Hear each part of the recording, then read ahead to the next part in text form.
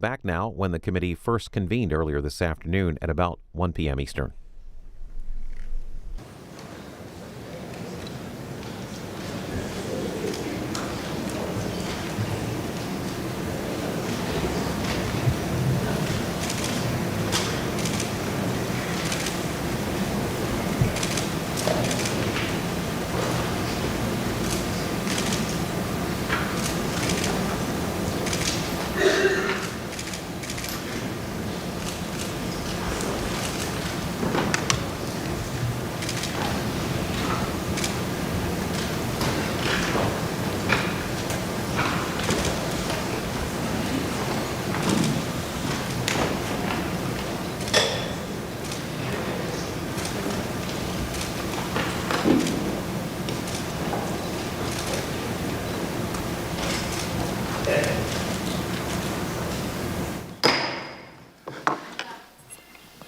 The Select Committee to investigate the January 6th attack on the United States Capitol will be in order.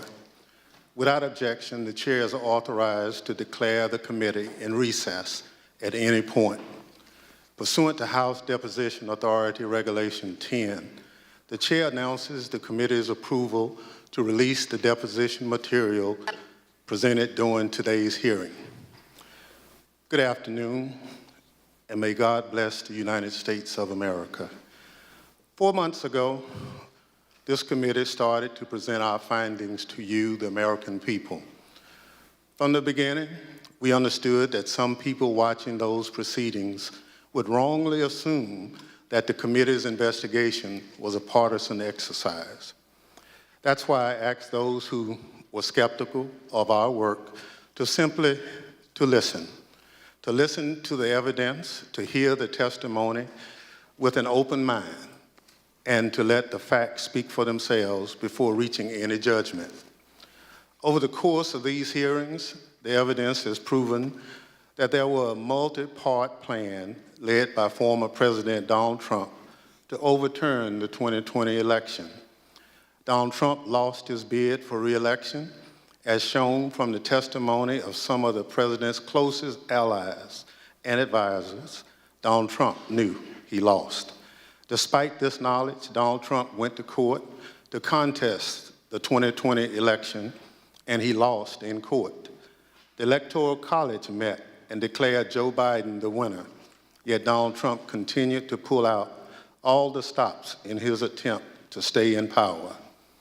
What Donald Trump proceeded to do after the 2020 election is something no president has done before in our country.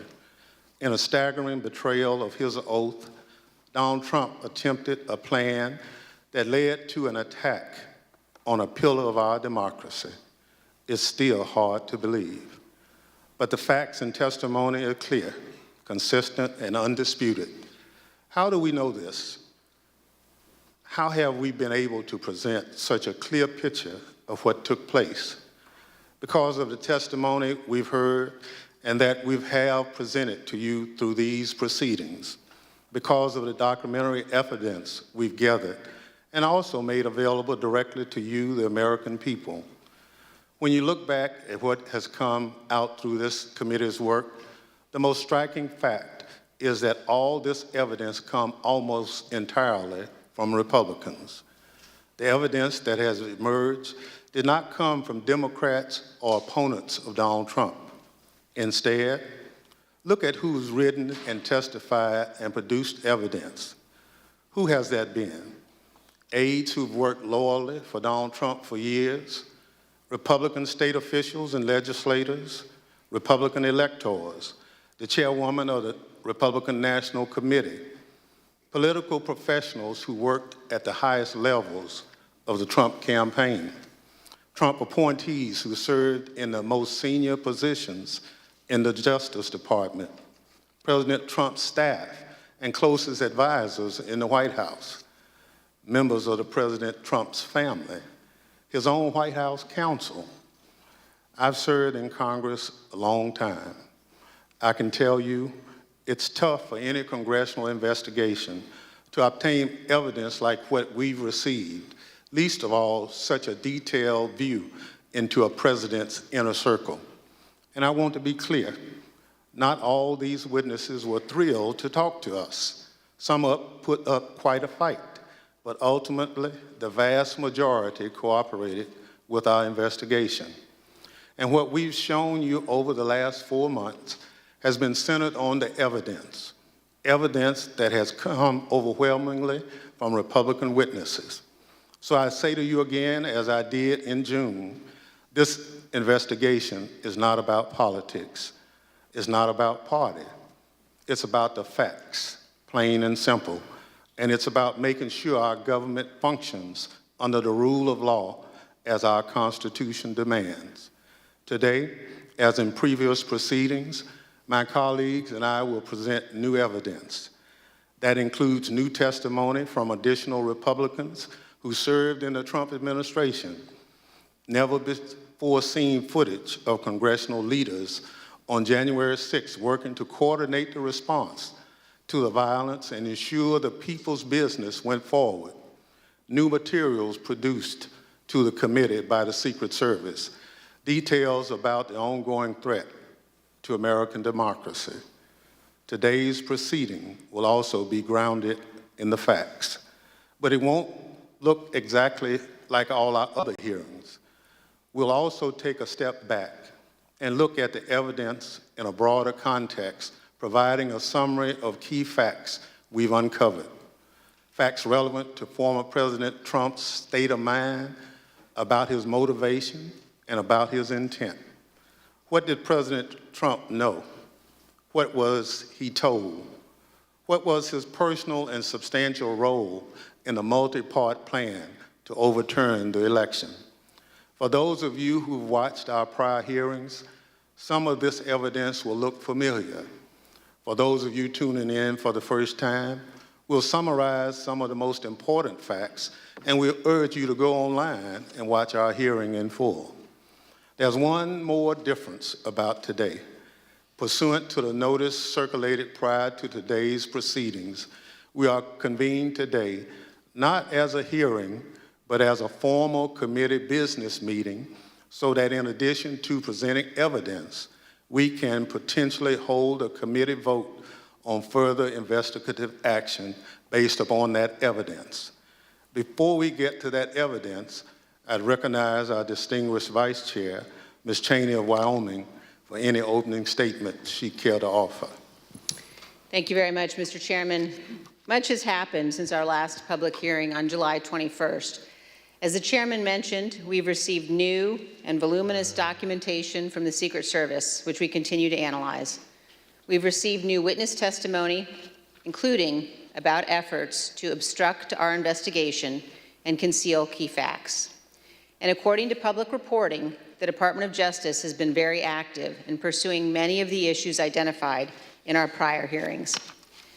Our committee may ultimately decide to make a series of criminal referrals to the Department of Justice, but we recognize that our role is not to make decisions regarding prosecution.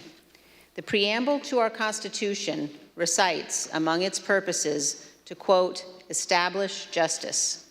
And our nation's judiciary and our U.S. Department of Justice have that responsibility. A key element of this committee's responsibility is to propose reforms to prevent January 6th from ever happening again. We've already proposed, and the House has now passed, a bill to amend the Electoral Count Act to help ensure that no other future plots to overturn an election can succeed. And we will make further specific recommendations in our final report, based in part on the evidence you will hear today. Our hearings last summer began with an outline of President Trump's multi-part plan to overturn the 2020 presidential election. We then proceeded to demonstrate each of these elements in detail, with more than 20 hours of evidence. Today, we will see new evidence, but as the chairman said, we will also synthesize evidence you've seen before.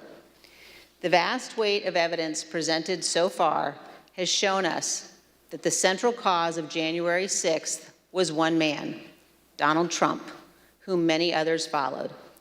None of this would have happened without him. He was personally and substantially involved in all of it. Exactly how did one man cause all of this? Today, we will focus on President Trump's state of mind, his intent, his motivations, and how he spurred others to do his bidding, and how another January 6th could happen again if we do not take necessary action to prevent it. As you view our evidence today, I would suggest a focus on the following points. First, as you will see, President Trump had a premeditated plan to declare that the election was fraudulent and stolen before Election Day, before he knew the election results.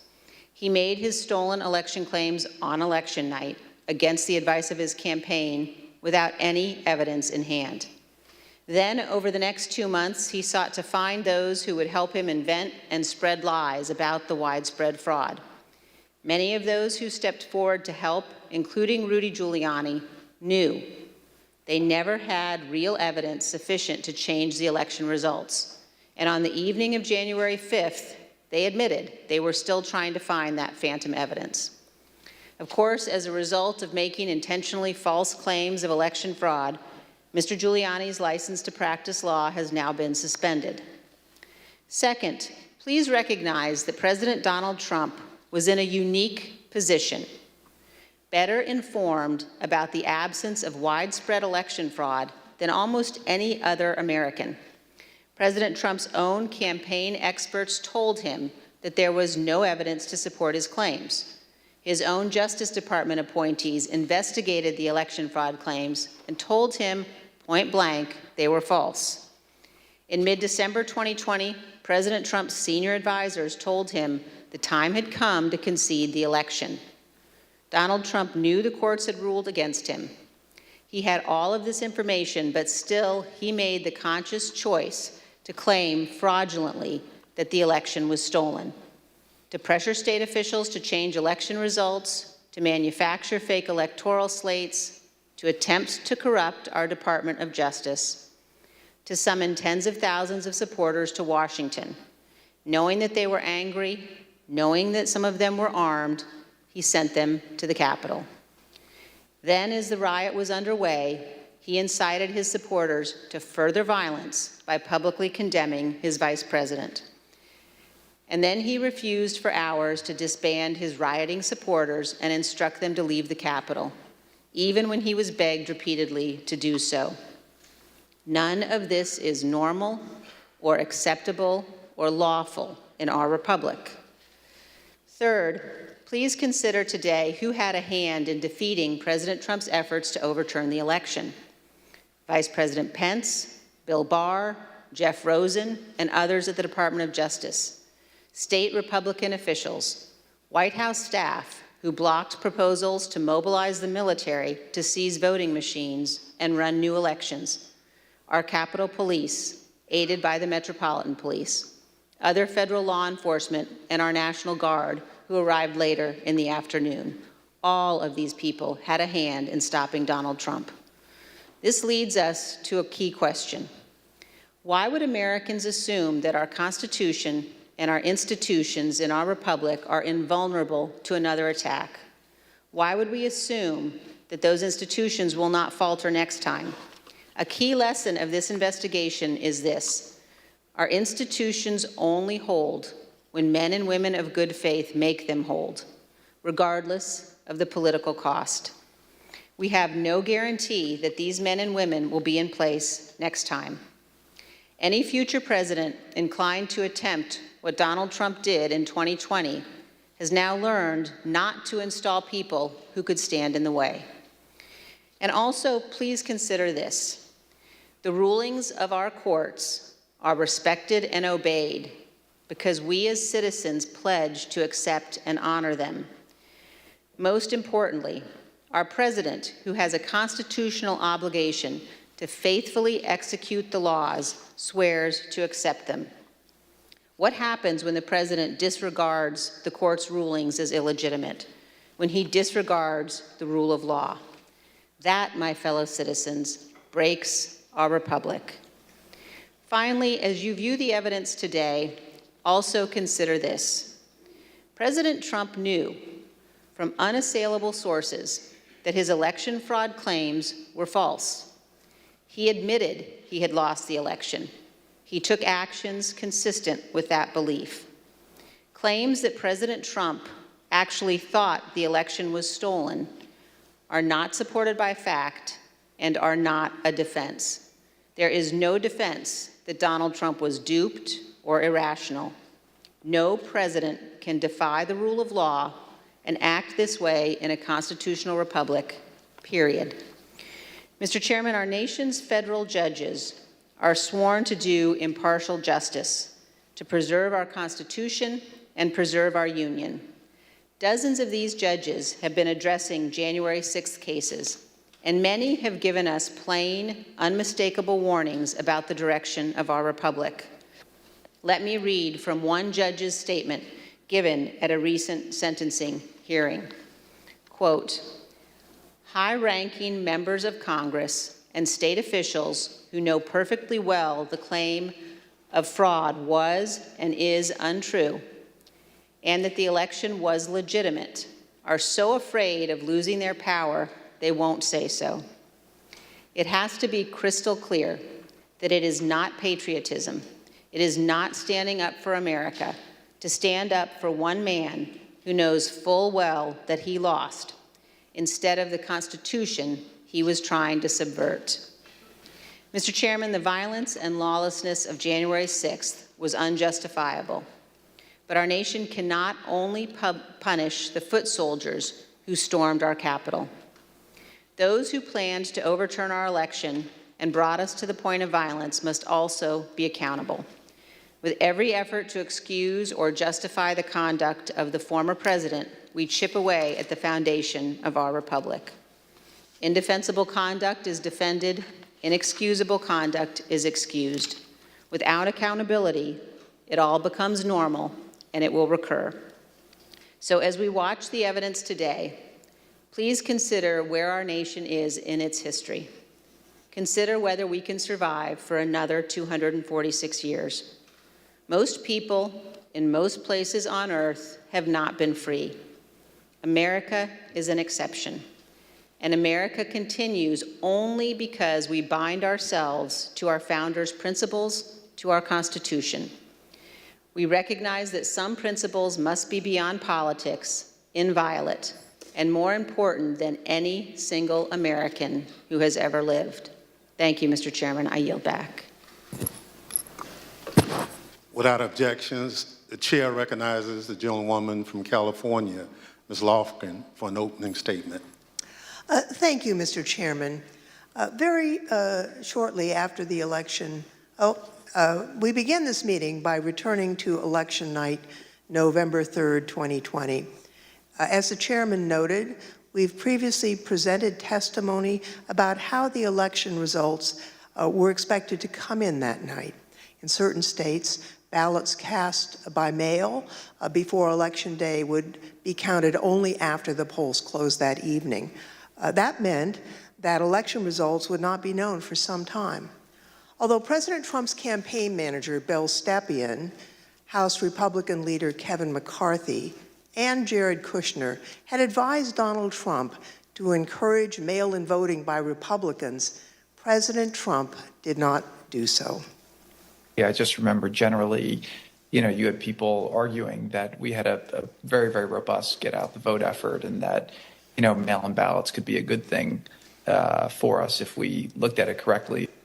There was one meeting that was had in particular. I invited Kevin McCarthy to join the meeting, he being of like mind on the issue with me, in which we made our case for why we believed mail-in voting not to be a bad thing for his campaign. But the president's mind was made up. So it was expected before the election that the initial counts in some states, in other words, those votes cast on Election Day, would be more heavily Republican, and this would create the false perception of a lead for President Trump, a so-called red mirage. But as the results of the absentee ballots that were later counted, there could be trends towards Vice President Biden as those mail-in ballots were counted. Now, on election night, Donald Trump's advisors specifically told him he didn't have a factual basis to declare victory. He should wait for the remaining ballots to be counted. Here is campaign manager Bill Stepien. It was far too early to be making any calls like that. Ballots were still being counted. Ballots were still going to be counted for days. And it was far too early to be making any proclamation like that. I believe my recommendation was to say that votes were still being counted. It's too early to tell, too early to call the race. But President Trump did declare victory in the late hours of election night. Not only did he declare victory, he also called for the ongoing count of votes to just stop. Stopping the count would have violated both federal and state laws and also disenfranchised millions of voters who lawfully cast their vote. He called for that action anyway. Here's what he said. This is a fraud on the American public. This is an embarrassment to our country. We were getting ready to win this election. Frankly, we did win this election. We want all voting to stop. We now know more about President Trump's intention for election night. The evidence shows that his false victory speech was planned well in advance, before any votes had been counted. It was a premeditated plan by the president to declare victory no matter what the actual result was. He made a plan to stay in office before Election Day. Now, the vice president's staff was concerned with what Donald Trump might do on election night. They took steps to ensure that Mr. Pence would not echo a false victory announcement from President Trump. Here's what the Vice President's counsel, Greg Jacob, told us about his preparations with the Vice President's Chief of Staff, Mark Short. Mark had indicated to me that there was a possibility that there would be a declaration of victory within the White House that some might push for. And this is prior to the election results being known. And that he was trying to figure out a way of avoiding the vice president sort of being thrust into a position of needing to opine on that when he might not have sufficient information to do so. Now, following this conversation, Mr. Jacob drafted a memo to Mr. Short, which the Select Committee got from the National Archives. The memo was sent on November 3rd, Election Day, and advised it is essential that the Vice President not be perceived by the public as having decided questions concerning disputed electoral votes prior to the full development of all relevant facts. A few days before the election, Mr. Trump also consulted with one of his outside advisors, inside activist Tom Fitton, about the strategy for election night. The Select Committee got this pre-prepared statement from the National Archives. As you can see, the draft statement, which was sent on October 31st, declares, "We had an election today, and I won." And the Fitton memo specifically indicates a plan that only the votes counted by the Election Day deadline, and there is no Election Day deadline, would matter. Everyone knew that ballot counting would lawfully continue past Election Day. Claiming that the counting on election night must stop before millions of votes were counted was, as we now know, a key part of President Trump's premeditated plan. On Election Day, just after 5 p.m., Mr. Fitton indicated he'd spoken with the president about the statement. Sending along again, just talked to him about the draft below. Again, this plan to declare victory was in place before any of the results had been determined. In the course of our investigation, we also interviewed Brad Parscale, President Trump's former campaign manager. He told us he understood that President Trump planned as early as July that he would say he won the election even if he lost.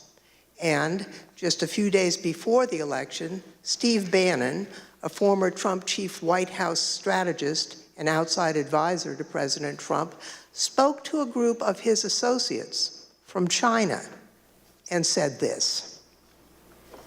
And what Trump's going to do is just declare victory, right? He's going to declare victory. But that doesn't mean he's the winner. He's just going to say he's the winner. The Democrats, more of our people vote early that count. Theirs voted mail.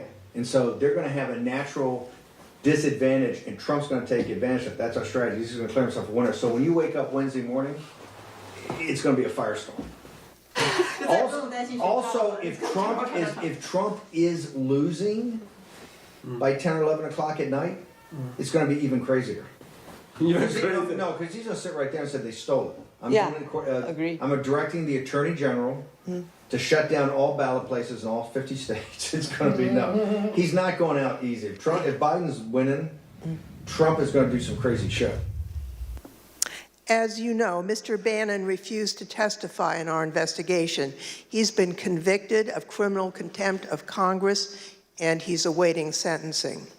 But the evidence indicates that Mr. Bannon had advanced knowledge of Mr. Trump's intent to declare victory falsely on election night, but also that Mr. Bannon knew about Mr. Trump's planning for January 6th.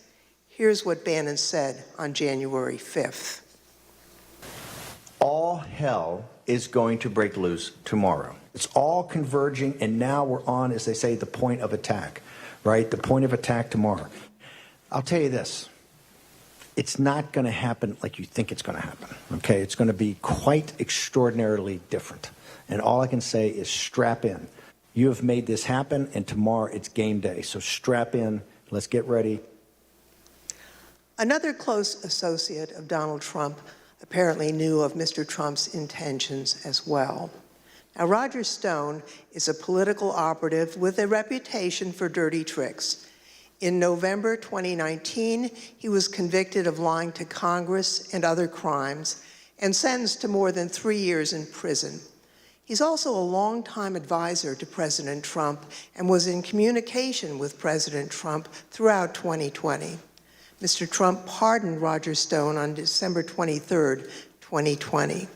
Now, recently, the Select Committee got footage of Mr. Stone before and after the election from Danish filmmaker Christopher Gilbranson, pursuant to a subpoena. Right before the election, here's Roger Stone talking about what President Trump would do after the election. Let's just hope we're celebrating. I really do suspect it'll still be up in the air.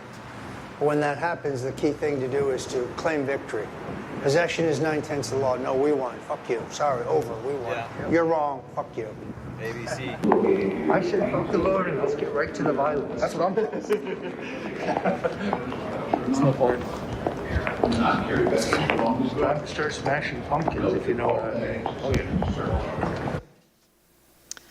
The Select Committee called Mr. Stone as a witness, but he invoked his Fifth Amendment right against self-incrimination. Do you believe the violence on January 6th was justified? On the advice of counsel, I respectfully decline to answer your question on the basis of the Fifth Amendment. And Mr. Stone, did you have any role in planning for the violence on January 6th? Once again, I will assert my Fifth Amendment right to decline to answer your question.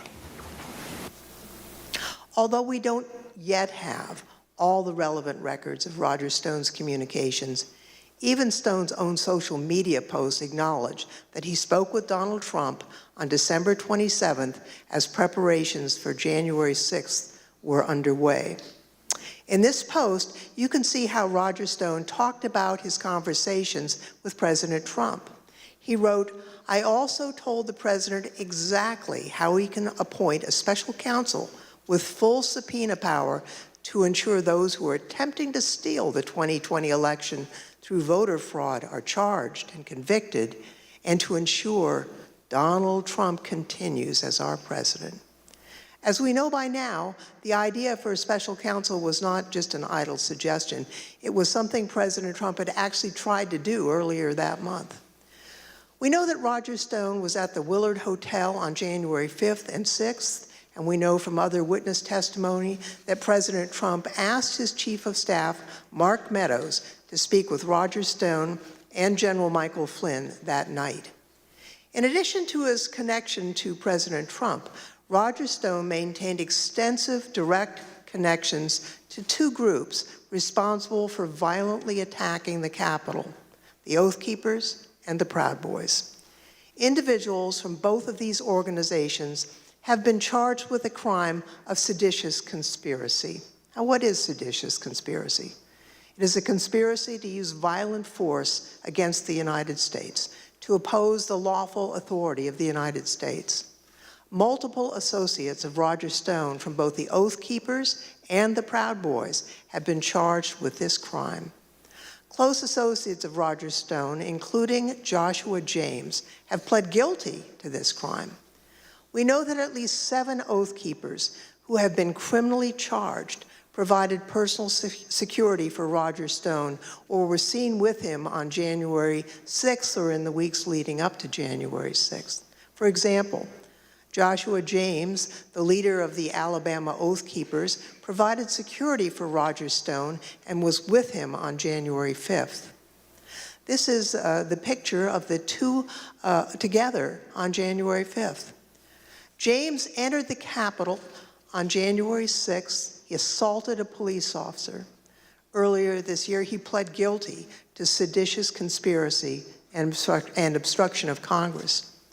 Another example is the married couple, Kelly and Connie Meggs. Now, Kelly Meggs was the leader of the Florida chapter of the Oath Keepers. Both he and his wife provided security for Roger Stone, and both are charged with leading a military-style stack attack of Oath Keepers, attacking the Capitol on January 6th. Perhaps even more disturbing is Roger Stone's close association with Enrique Tarrio, the national chairman of the Proud Boys. Roger Stone's connection with Enrique Tarrio and the Proud Boys is well documented by video evidence with phone records the Select Committee has obtained. Tarrio, along with other Proud Boys, has been charged with multiple crimes concerning the attack on January 6th, including seditious conspiracy.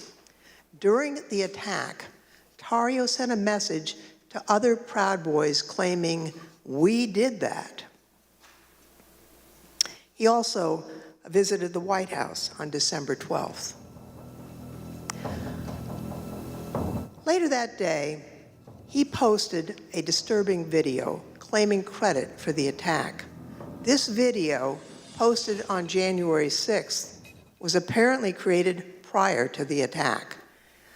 This big lie, President Trump's effort to convince Americans that he had won the 2020 election, began before the election results even came in.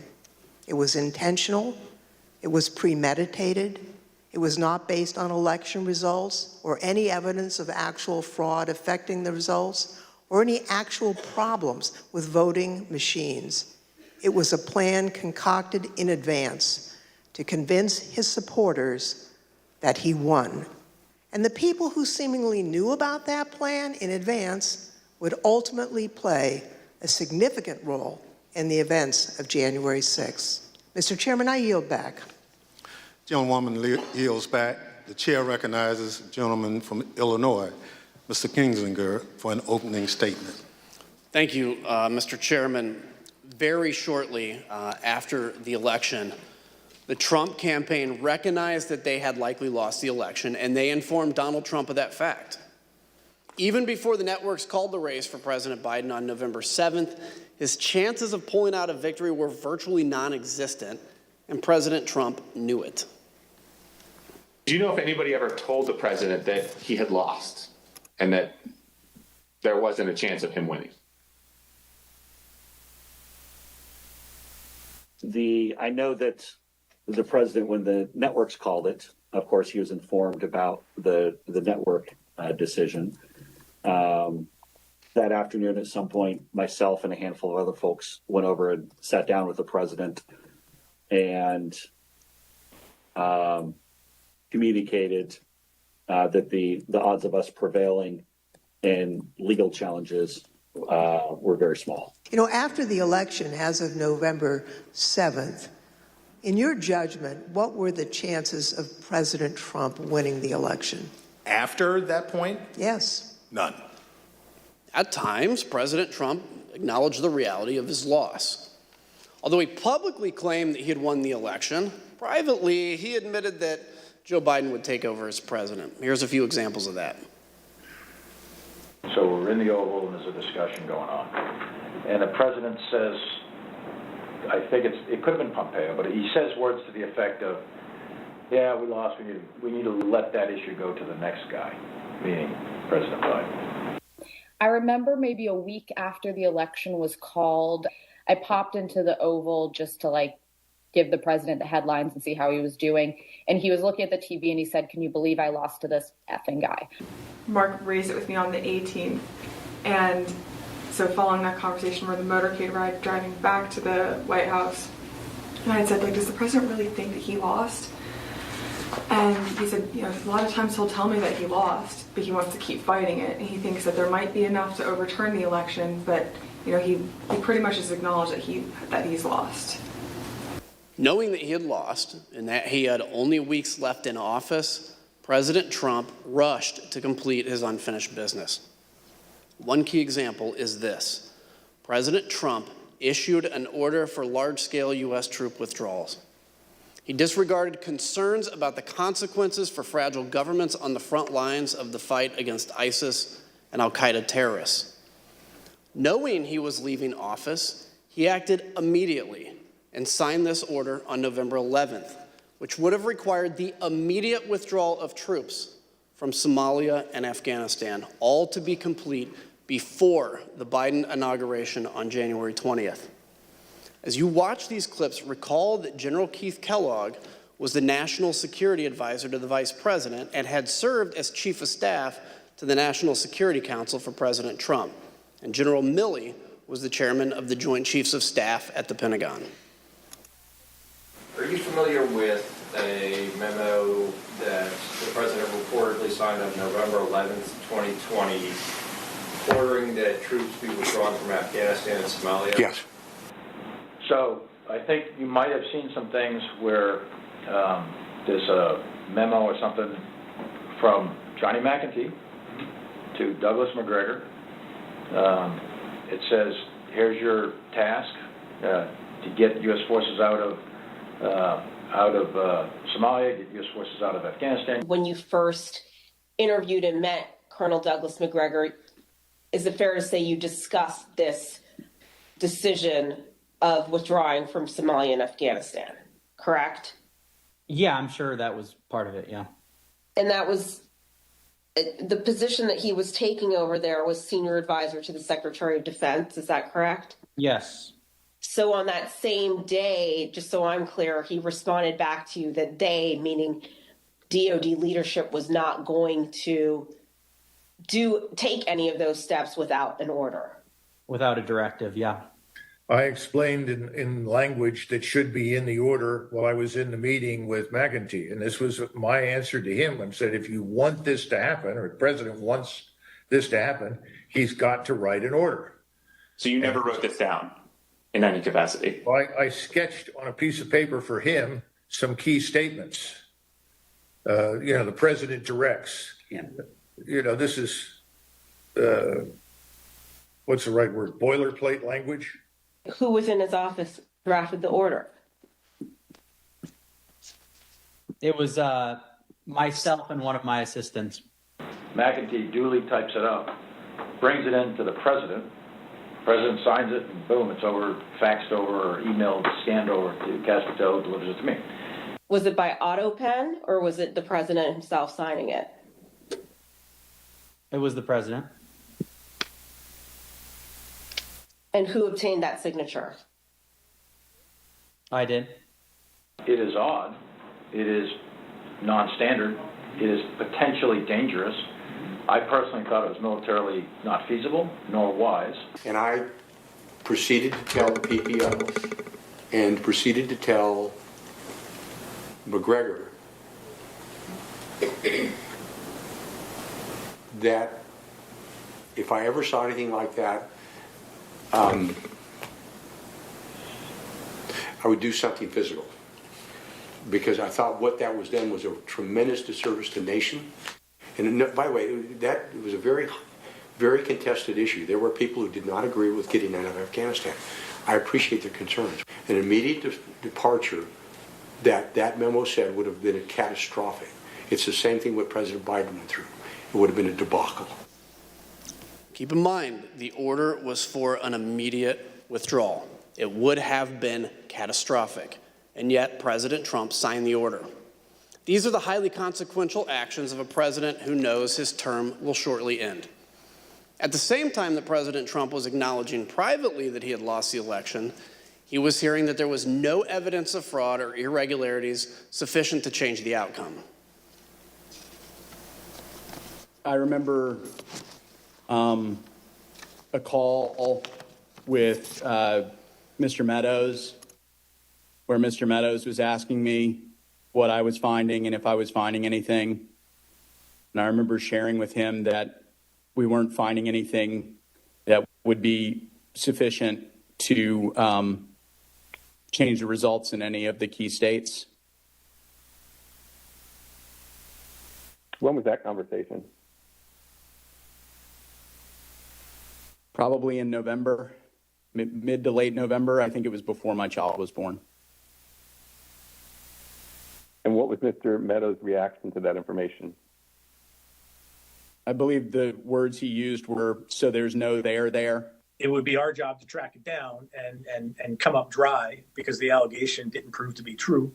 And we'd have to, relay the news that, that tip that someone told you about those votes or that fraud or, nothing came of it. That would be our job as the truth telling squad, and not a fun job to be. It's an easier job to be telling the president about wild allegations. It's a harder job to be telling him on the back end that that wasn't true. What was generally discussed on that topic was whether the fraud, maladministration, abuse, or irregularities, if aggregated and read most favorably to the campaign, would that be outcome determinative? And I think everyone's assessment in the room, at least amongst the staff, Mark Short, myself, and Greg Jacob, was that it was not sufficient to be outcome determinative. Look, it's the right of any candidate to litigate genuine election disputes. Nobody argues that, but President Trump's litigation was completely unsuccessful. In our past hearings, we told you that the committee had identified a total of 62 election lawsuits filed by the Trump campaign and its allies between November 4th and January 6th of 2021. Those cases resulted in 61 losses and only a single victory, which did not affect the outcome for any candidate. The claims were not supported by any sufficient evidence of fraud or irregularities. In fact, they were baseless, as judges repeatedly recognized. In none of these 62 cases was President Trump able to establish any viable claims of election fraud sufficient to overturn the results of the election. In those hearings, we shared with you the words used by judges around the country in rejecting the Trump campaign's claims. It's strong language criticizing the lack of evidentiary support for the claims of election fraud in those lawsuits. For example, a federal appeals court in Pennsylvania wrote, quote, "Charges require specific allegations and proof. We have neither here." A federal judge in Wisconsin wrote, quote, "The court has allowed the former president the chance to make his case, and he has lost on the merits." Another judge in Michigan called the claims, quote, "nothing but speculation and conjecture that votes for President Trump were either destroyed, discarded, or switched to votes for Vice President Biden." A federal judge in Michigan sanctioned 9 attorneys, including Sidney Powell, for making frivolous allegations in an election fraud case, describing the case as a historic and profound abuse of the judicial process. Recently, a group of distinguished Republican election lawyers, former judges, and elected officials issued a report confirming the findings of the courts.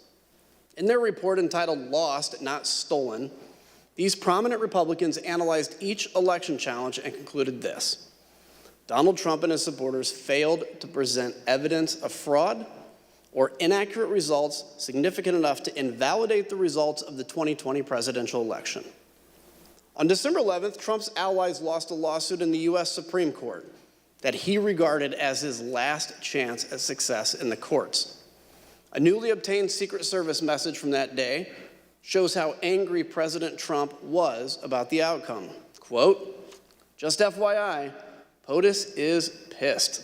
Breaking news, Supreme Court denied his lawsuit. He is livid now."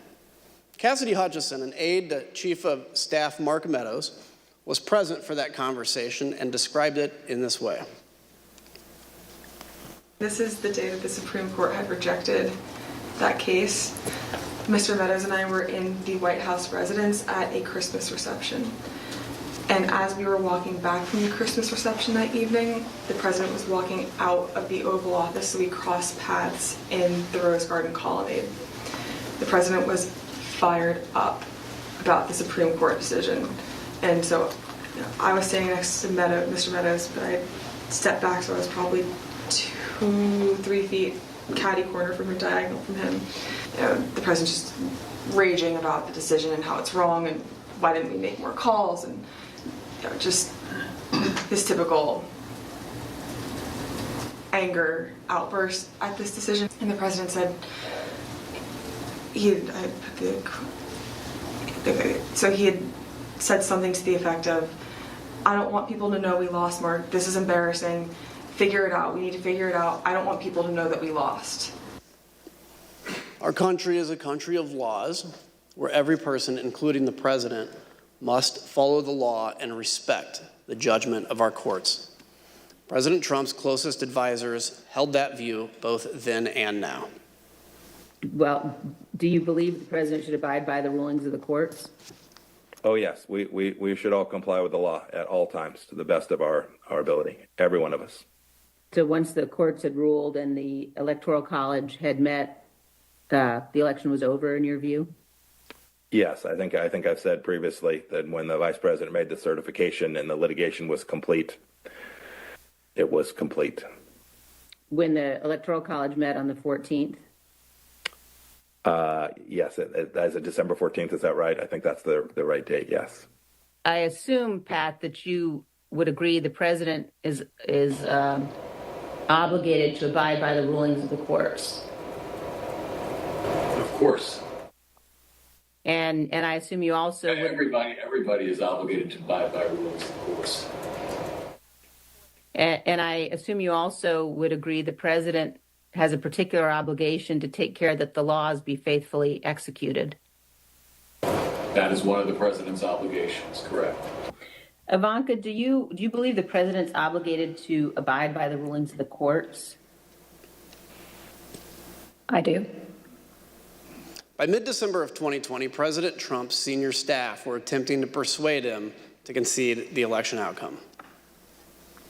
But if your question is that I believe he should concede the election at a point in time, yes, I did. December 14th was the day that the states certified their votes and sent them to Congress. And in my view, that was the end of the matter. I didn't see, I thought that this would lead inexorably to a new administration. I told him that my personal viewpoint was that the Electoral College had met, which is the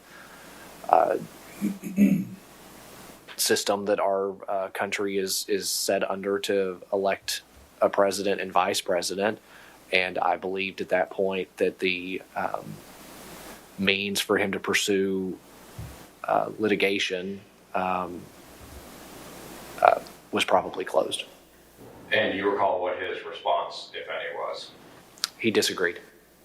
Secretary of Labor Gene Scalia, the son of late Justice Scalia, visited President Trump in mid-December and explained the situation clearly.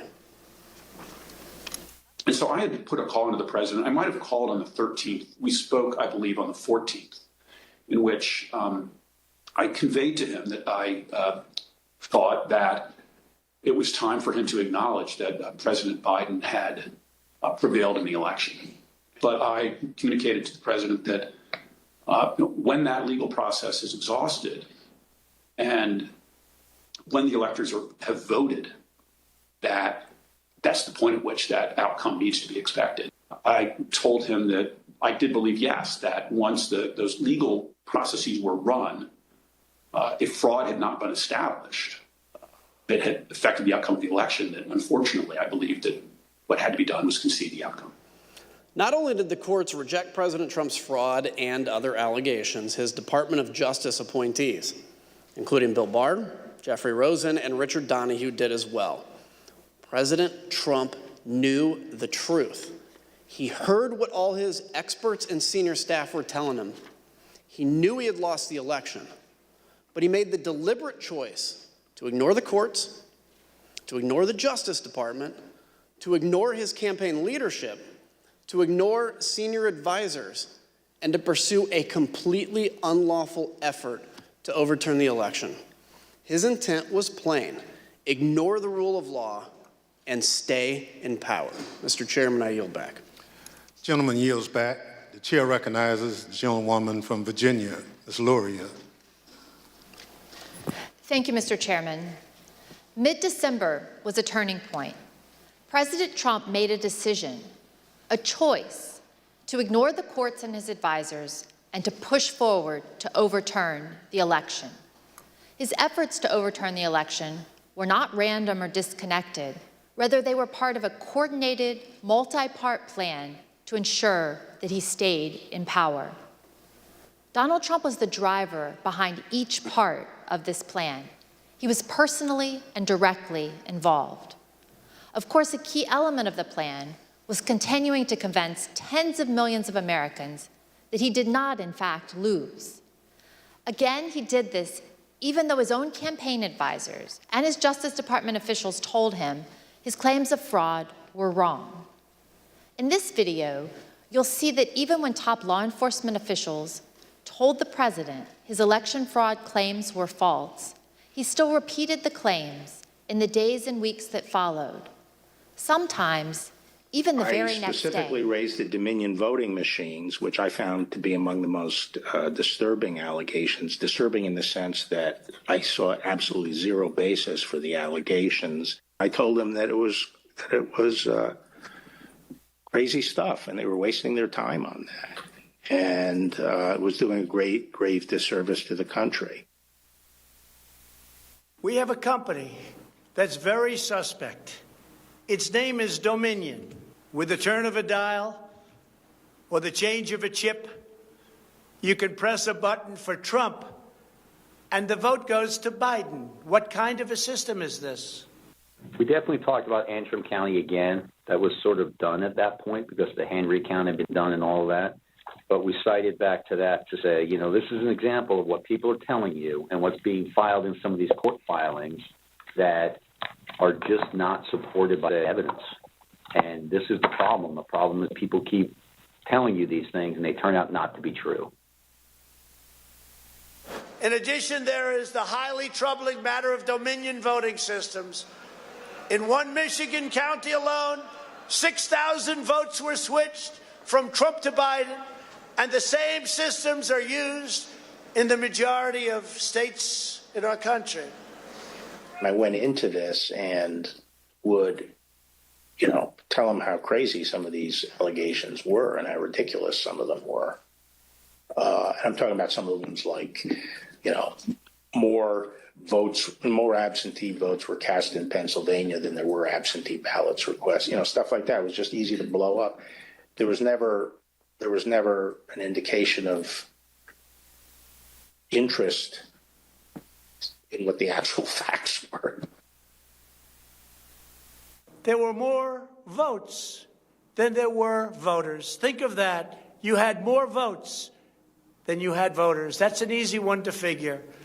And it's by the thousands. Then he raised the big vote dump, as he called it, in Detroit. And that, he said people saw boxes coming into the counting station at all hours of the morning. And I said, Mr. President, there are 630 precincts in Detroit, and unlike elsewhere in the state, they centralized the counting process, so they're not counted in each precinct. They're moved to counting stations, and so the normal process would involve boxes coming in at all different hours. This is Michigan. At 6:31 in the morning, a vote dump of 149,772 votes came in unexpectedly. With regard to Georgia, we looked at the tape, we interviewed the witnesses.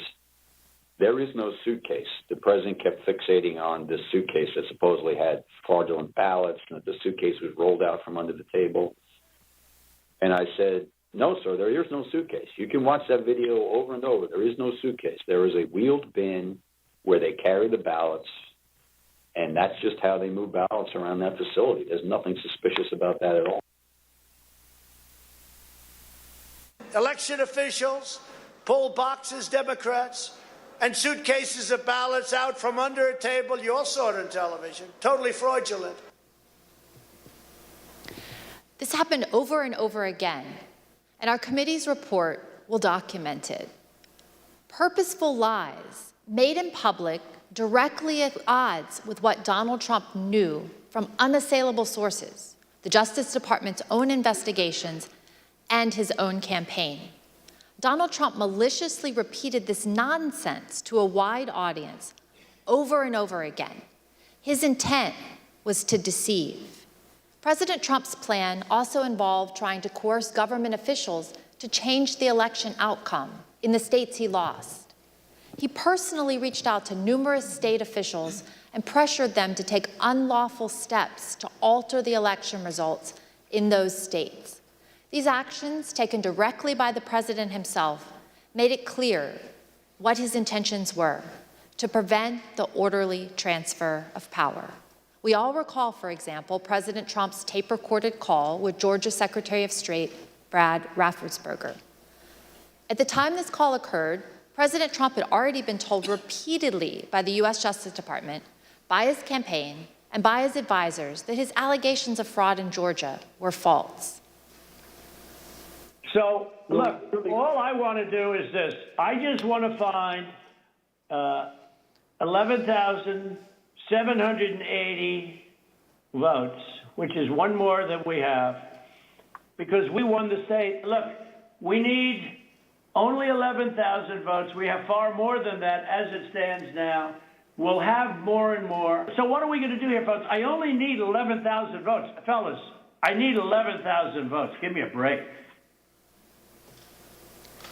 I just want to find 11,780 votes. That's an extraordinary demand by the president, especially since he already knew from the Justice Department there was no genuine basis for this request. No one could think it would be legal for the Secretary of State to simply find the votes the president needed in order to win. Secretary Raffensperger told the president the truth, that he lost the election in Georgia. But President Trump did not accept that answer. Instead, he suggested that Secretary Raffensperger himself might be prosecuted. That's a criminal offense. And you can't let that happen. That's a big risk to you and to Ryan, your lawyer. That's a big risk. We know that President Trump's White House advisors reacted negatively. Immediately after the call, Cassidy Hutchinson had a conversation with Chief of Staff Mark Meadows. I remember looking at Mark and I said, Mark, you can't possibly think we're going to pull this off. Like, that call was crazy.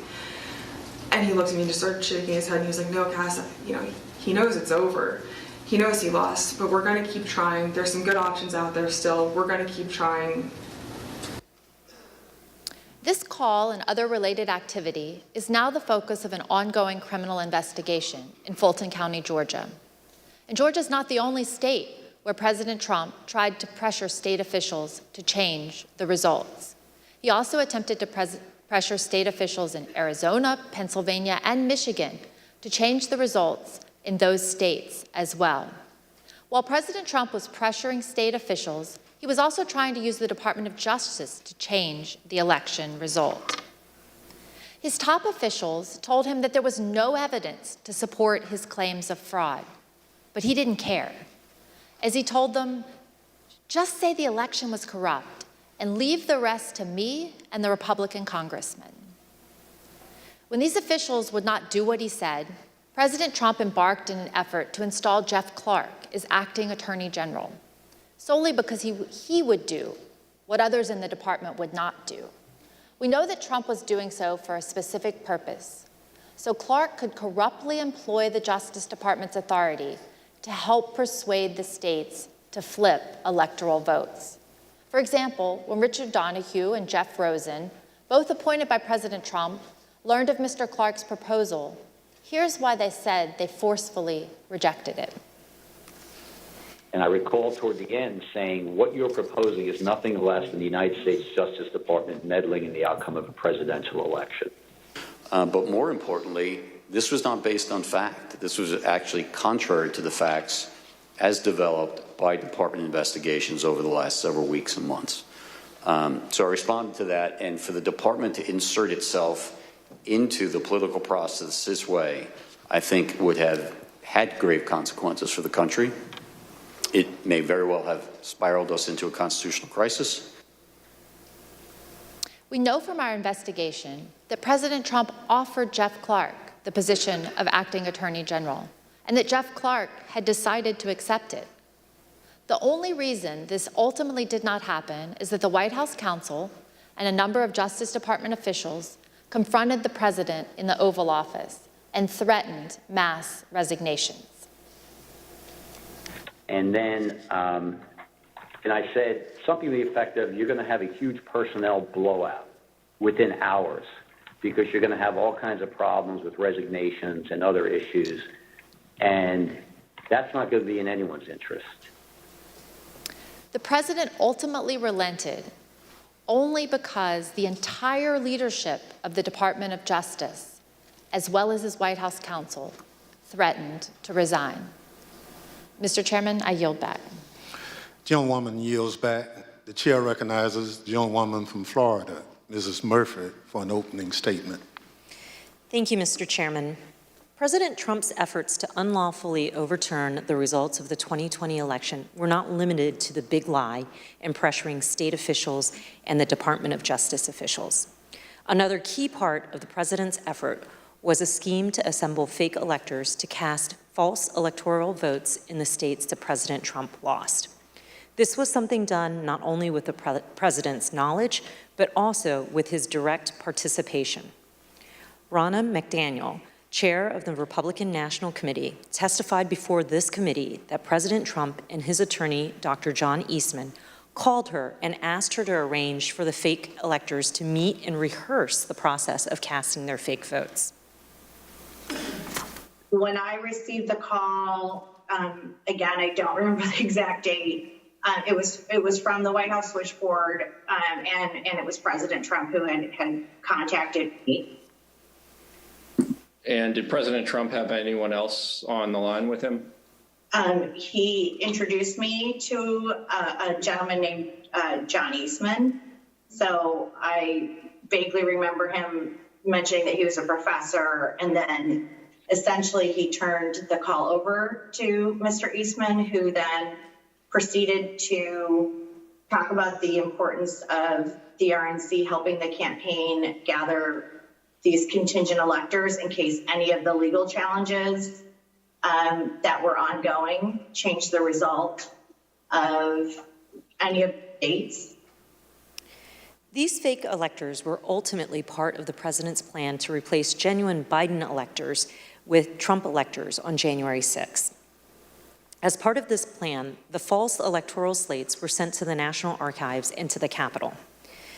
The fake electors plan was also tied to another plan, the coercive pressure campaign to make Vice President Mike Pence reject or refuse to count certain Biden electoral votes so that President Donald Trump would, quote, win re-election instead.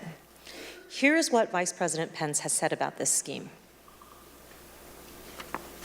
President Trump said I had the right to overturn the election. But President Trump is wrong. I had no right to overturn the election. The presidency belongs to the American people and the American people alone. And frankly, there is no idea more un-American than the notion that any one person could choose the American president. Make no mistake, President Trump knew that what he was demanding Vice President Pence do was illegal. He was informed of this repeatedly, and specifically on January 4th. Even his lawyer, John Eastman, admitted in front of President Trump that this plan would break the law by violating the Electoral Count Act. Did John Eastman ever admit, as far as you know, in front of the president, that his proposal would violate the Electoral Count I believe he did on the 4th. Okay. And Dr. Eastman confirmed this in writing. Recall this email written on January 6, in which Vice President Pence's counsel asked Dr. Eastman, did you advise the president that in your professional judgment, the vice president does not have power to decide things unilaterally? Dr. Eastman replied, he's been so advised. Of course, President Trump's own White House counsel, Pat Cipollone, also recognized that this plan was unlawful. Here is Mr. Cipollone's testimony. My view is that the vice president didn't have the legal authority to do anything except what he did. There is no doubt that President Trump's pressure campaign on Vice President Pence was significant. On the morning of January 6, President Trump called the vice president from the Oval Office and demanded that he overturn the results of the election. Numerous witnesses told the Select Committee about the invective that President Trump leveled at his own vice president. Something to the effect, the wording's wrong. I made the wrong decision 4 or 5 years ago. And the word that she relayed to that the president called the vice president, I apologize for being impolite, but do you remember what she said her father called him? The P word. But Vice President Pence didn't waver even when his own life was endangered by President Trump and the rioters at the Capitol on January 6, as you'll see in more detail later. A federal judge concluded, based on this and other evidence, that President Trump's pressure campaign against the vice president likely violated multiple criminal statutes. In the end, all these people, Department of Justice officials, state elections officials, his own vice president, stood strong in the face of President Trump's immense pressure. But as we now know, President Trump had already summoned tens of thousands of his supporters to Washington on January 6 to take back their country. On December 19th, President Trump first told his supporters to come to Washington. In this and numerous other tweets, he fraudulently and repeatedly promoted January 6 as the day Americans could come and change the election outcome. For weeks, President Trump worked with others to plan the rally, intending all along that he would send an assembled crowd of angry supporters to the Capitol after his speech on the ellipse on January 6. We obtained a text message that one rally organizer sent on January 4th. In part, it reads that, quote, POTUS is going to have us march there / the Capitol, and POTUS is going to just call for it unexpectedly. Again, each of these examples, the big lie, the pressure campaigns against state officials, the pressure campaign against the Department of Justice and his vice president, the fake electors, summoning the mob, all of this demonstrates President Trump's personal and substantial role in the plot to overturn the election. He was intimately involved. He was the central player. Thank you, Mr. Chairman, and I yield back. Gentlewoman yields back. The chair recognizes the gentleman from California, Mr. Schiff, for an opening statement. Thank you, Mr. Chairman. In our past hearings, you have seen direct evidence that President Trump sent a crowd of his supporters to the Capitol on January 6th, knowing they were armed and angry. This was the last, most desperate and dangerous prong of his plan to disrupt the joint session and prevent the orderly transition of power. On the morning of the 6th, the Secret Service was at the Ellipse, screening the members of the crowd as they entered the rally site. And they noticed something significant about the crowd. Tens of thousands of people were outside the rally site, but did not want to go through the magnetometers, the metal detectors that were used to screen for dangerous weapons. Since our last hearings, the Select Committee has received greater cooperation from the Secret Service. Nevertheless, Secret Service text messages from this period were erased in the days and months following the attack on the Capitol, even though documents and materials related to January 6th had already been requested by the Department of Justice and Congress. But we were able to obtain nearly 1 million emails, recordings, and other electronic records from the Secret Service. Over the month of August, the Select Committee began its review of hundreds of thousands of pages and multiple hours of that material, providing substantial new evidence about what happened on January 6th and the days leading up to it. That review continues. What you're about to hear is just a sample of the new and relevant evidence that we have received. Mounting evidence before January 6th predicted violence, and not just violence generally, but violence directed at the Capitol. Intelligence about this risk was directly available to the U.S. Secret Service and others in the White House in advance of the Ellipse speech, in advance of the march to the Capitol. The committee has shown evidence that President Trump was aware of the risk of violence. The FBI, U.S. Capitol Police, Metropolitan Police, and other agencies all gathered and disseminated intelligence suggesting the possibility of violence at the Capitol prior to the riot.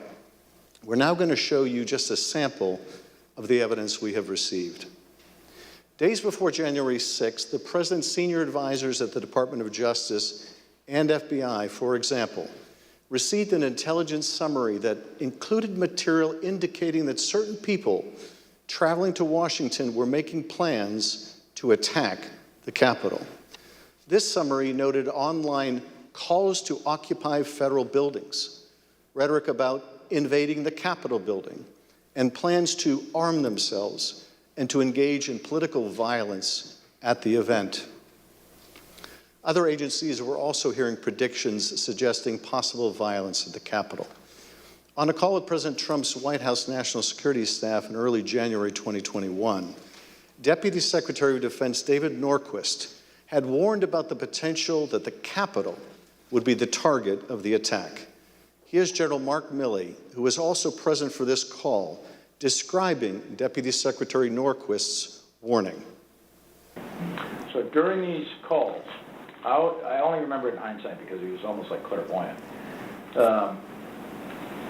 Norquist says during one of these calls, the greatest threat is a direct assault on the Capitol. I'll never forget it.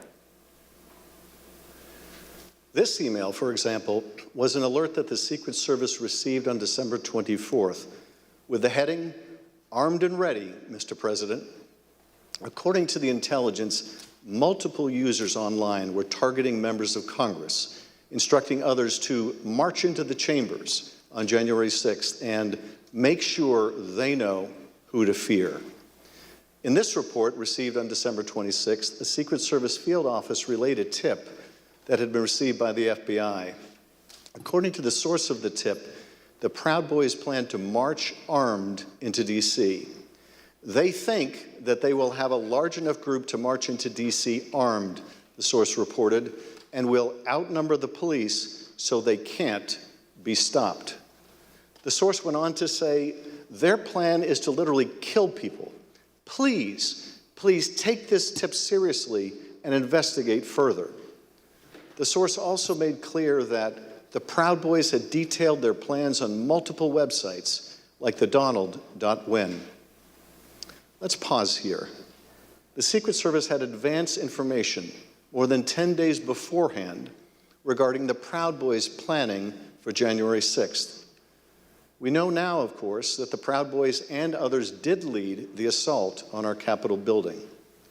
On December 31st, agents circulated intelligence reports that President Trump's supporters have proposed a movement to occupy Capitol Hill. In particular, they flagged spikes in violent hashtags like "We Are the Storm," 1776 Rebel, and Occupy Capitals. On January 5th, a Secret Service open source unit flagged a social media account on the Donald.win that threatened to bring a sniper rifle to a rally on January 6th. The user also posted a picture of a handgun and rifle with the caption, "Sunday Gun Day," providing Overwatch January 6th will be wild. Later, on the evening of January 5th, the Secret Service learned during an FBI briefing that right-wing groups were establishing armed QRFs, or Quick Reaction Forces, readying to deploy for January 6th. Groups like the Oath Keepers were standing by at the ready should POTUS request assistance. By invoking the Insurrection Act, agents were informed. As we all know now, the Oath Keepers did play a specific role on January 6th and had stashed weapons in Virginia for further violence that evening. Also on that day, the Secret Service was readying its security precautions for the president's speech at the Ellipse the next day. A Secret Service deputy chief instructed agents to add certain objects to the list of items that would be prohibited at the rally site, including ballistic vests, tactical vests, armored or not, and ballistic helmets. By the morning of January 6th, it was clear that the Secret Service anticipated violence. It felt like the calm before the storm, one agent predicted in a Protective Intelligence Division chat group.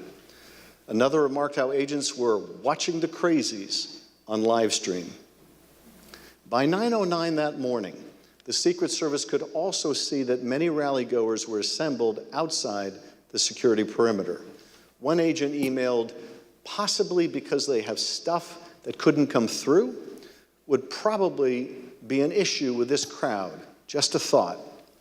By 9:30 that morning, agents reported more than 25,000 people outside the rally site. An hour later, the Secret Service reported that the crowd was on the mall watching, but not in line. The head of the President's Secret Service Protective Detail, Robert Engel, was specifically aware of the large crowds outside the magnetometers. He passed that information along to Tony Ornato, who worked for Mark Meadows in the Chief of Staff's office. The documents we obtained from the Secret Service make clear that the crowd outside the magnetometers was armed and the agents knew it.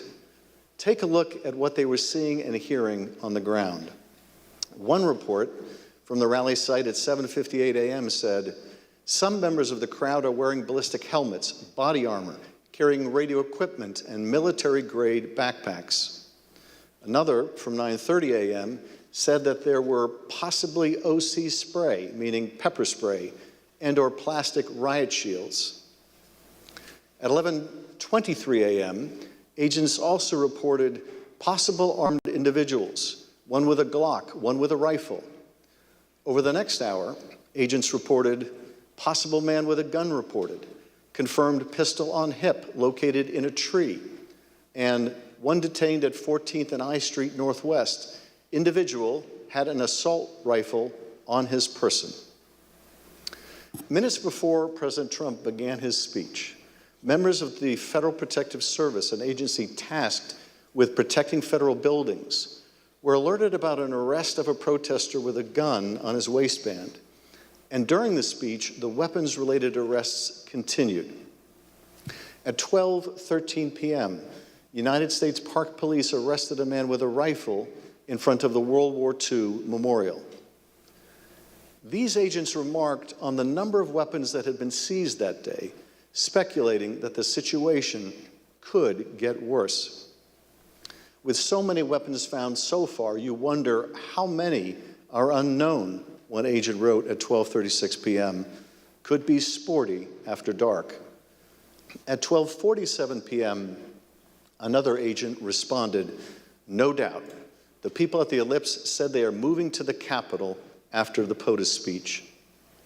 As the documents we received make clear, the Secret Service was aware of weapons possessed by those gathered at rallies in D.C. as early as the evening before.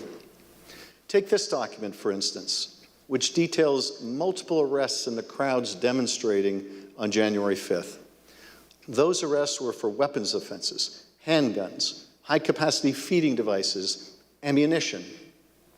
What the Secret Service saw on the 6th was entirely consistent with the violent rhetoric circulating in the days before the joint session on pro-Trump websites, at times amplified by the president's own advisors. On one of these sites, as you've heard, one of those was called the Donald.win.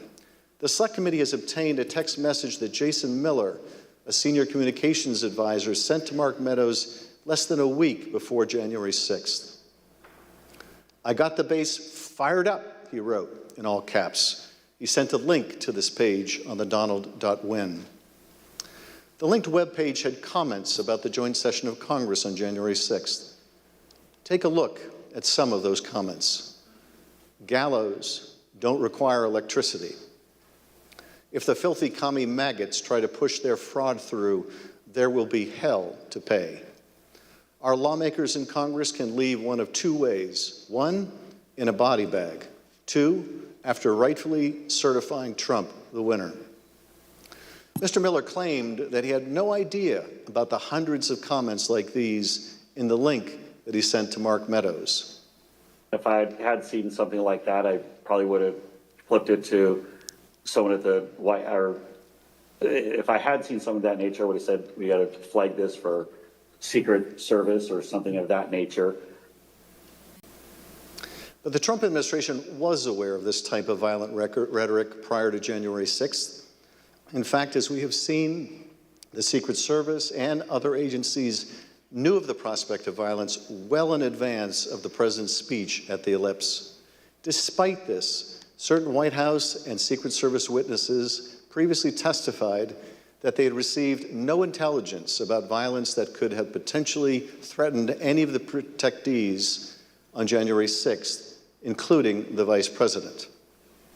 Evidence strongly suggests that this testimony is not credible, and the committee is reviewing additional material from the Secret Service and other sources.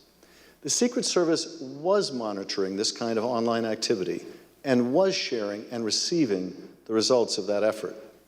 They work closely with other agencies, sharing intelligence about the joint session of Congress derived from social media and other sources. The same day Jason Miller sent his text message, agents received reports about a spike in activity on another platform called Parler. This was December 30th. In this email, an agent received a report noting a lot of violent rhetoric on Parler directed at government people and entities, including Secret Service protectees. One of these protectees was Vice President Pence, perhaps the primary target of President Trump's pressure campaign in the days leading up to January 6th. The day before the joint session, on January 5th, Secret Service was aware of increased chatter focused on Vice President Pence, in particular, whether he would do what President Trump wanted him to do, reverse the results of the election in the joint session the next day, January 6th. On the morning of the 6th, agents received alerts of online threats that Vice President Pence would be, quote, a dead man walking if he doesn't do the right thing. Another agent reported, quote, I saw several other alerts saying they will storm the Capitol if he doesn't do the right thing. The anger reflected in these postings was obvious to the man at the center of the storm on January 6th, President Trump. On the evening of January 5th, President Trump gathered a few of his communications staffers in the Oval Office. The door was open, allowing the president and others assembled there to hear the sounds of the crowd gathered at Freedom Plaza just a few blocks from the White House. President Trump could tell that his supporters were riled up. Here again is Judd Deere, a deputy White House press secretary, describing the president's reaction. He fairly quickly moved to how fired up the crowd is, or was going to be. And what did he say about it? Just that they were fired up, they were angry, they feel like the election has been stolen, that the election was rigged, that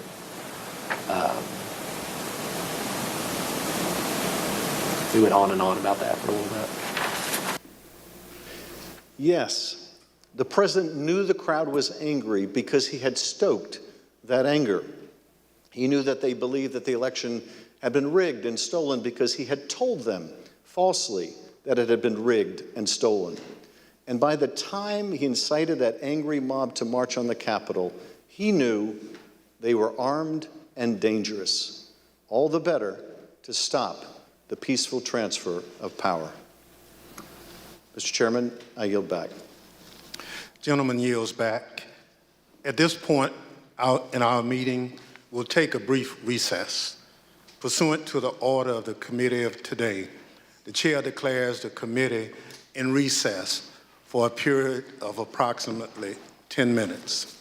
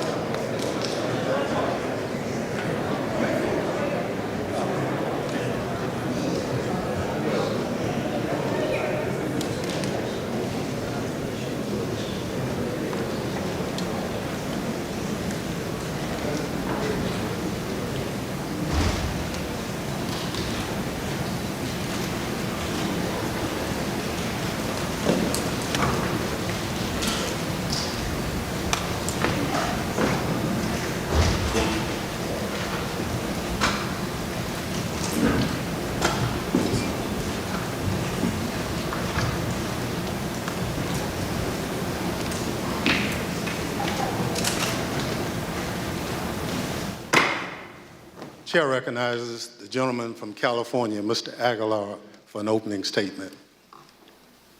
Thank you, Mr. Chairman. On the morning of January 6th, President Trump knew that the crowd was angry.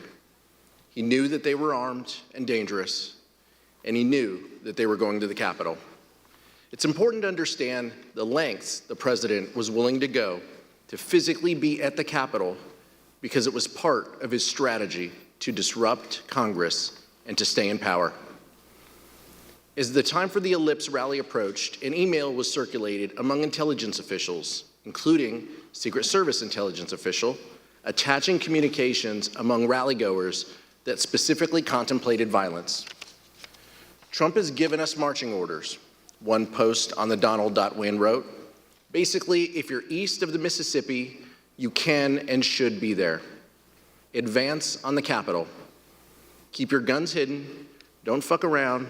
Full kits, 180 rounds minimum for main rifle, another 50 for sidearm per person. What is clear from this record is that the White House had more than enough warning to warrant stopping any plan for an Ellipse rally and certainly for stopping any march to the Capitol. And as evidence from our prior hearings has suggested, the president was aware of this information. But despite awareness of the potential for violence and weapons among the crowd, the Ellipse event nevertheless went forward, and Donald Trump instructed the angry crowd, some of whom were armed, to march to the Capitol. As my colleague Mr. Schiff just described, the Secret Service reported that thousands in the crowd near the Washington Monument would not enter the rally area because magnetometers used in screening attendees would detect any prohibited items they carried. Mr. Trump knew this. His Secret Service had told him about it that morning. Even in spite of these warnings, Cassidy Hutchinson overheard the president say this shortly before he took stage. He wanted it full, and he was angry that we weren't letting people through the mags with weapons, what the Secret Service deems as weapons and our weapons. I was in the vicinity of a conversation where I overheard the president say something to the effect of, I don't effing care that they have weapons. They're not here to hurt me. Take the effing mags away. Let my people in. They can march to the Capitol from here. Let the people in. Take the effing mags away. And when he went on stage, President Trump himself asked law enforcement to let his supporters in the rally site. And I'd love to have, if those tens of thousands of people would be allowed, the military, the Secret Service, and we want to thank you, and the police, law enforcement, great, you're doing a great job. But I'd love it if they could be allowed to come up here with us. Is that possible? Can you just let them come up, please? President Trump then told his supporters to march to the Capitol. Let's pause at this point to consider President Trump's state of mind, his motivation at this moment. By that point, it was known to Secret Service that members of the crowd were armed. President Trump had been told, and there was no doubt that President Trump knew what he was going to do, sending an angry mob, a number of whom were clad in tactical gear and military garb, armed with various weapons, to the Capitol. There's no scenario where that action is benign, and there's no scenario where an American president should have engaged in that conduct. It did not matter whether President Trump believed the election had been stolen or not. This could not be justified on any basis for any reason.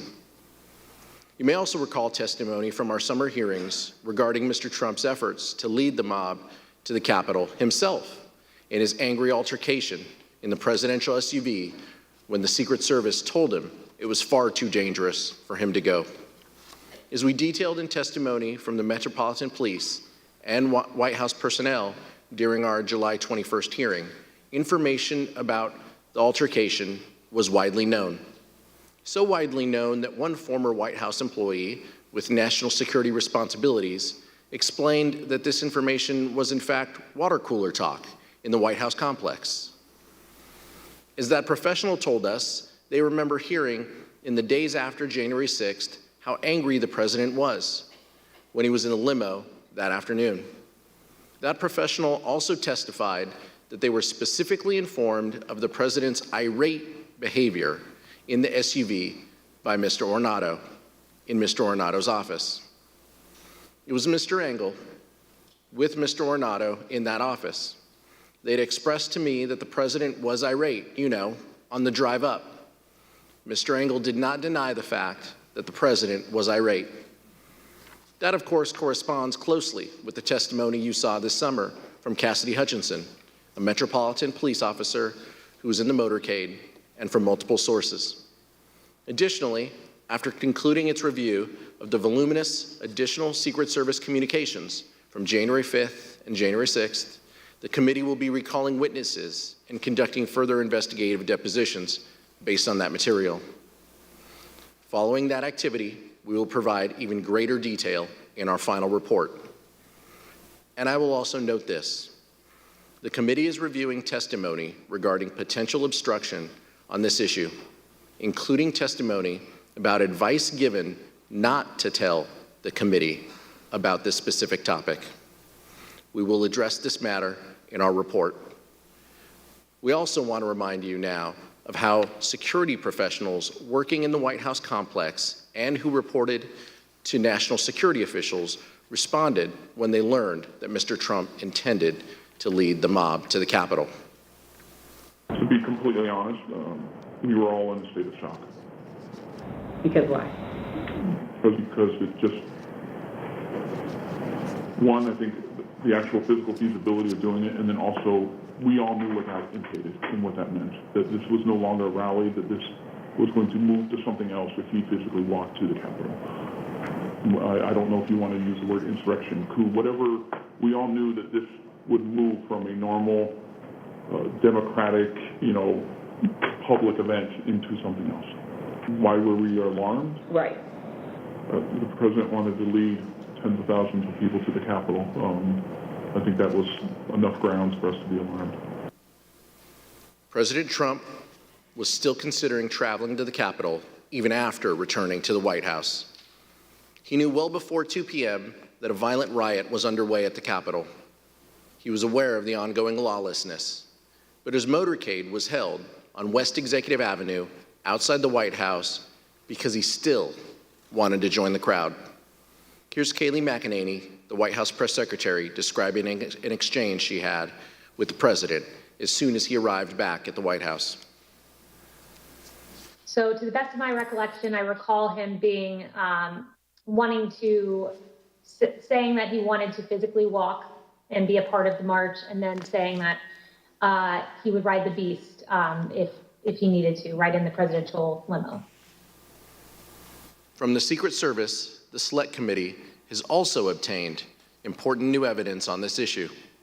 It shows how frantic this hour must have been for the Secret Service, scrambling to get the President of the United States to back down from a dangerous and reckless decision that put people in harm's way. Take a look at the Secret Service email from 1:19 p.m. on January 6th, the minute that President Trump got out of the presidential vehicle back at the White House. As soon as the president left his motorcade, leadership from the Secret Service contacted Bobby Engel, the lead agent for the presidential detail, and warned him that they were, quote, concerned about an OTR, an off-the-record movement to the Capitol.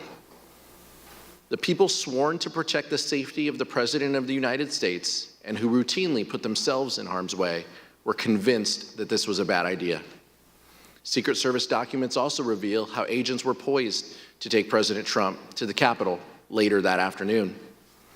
Agents were instructed to don their protective gear and prepare for a movement.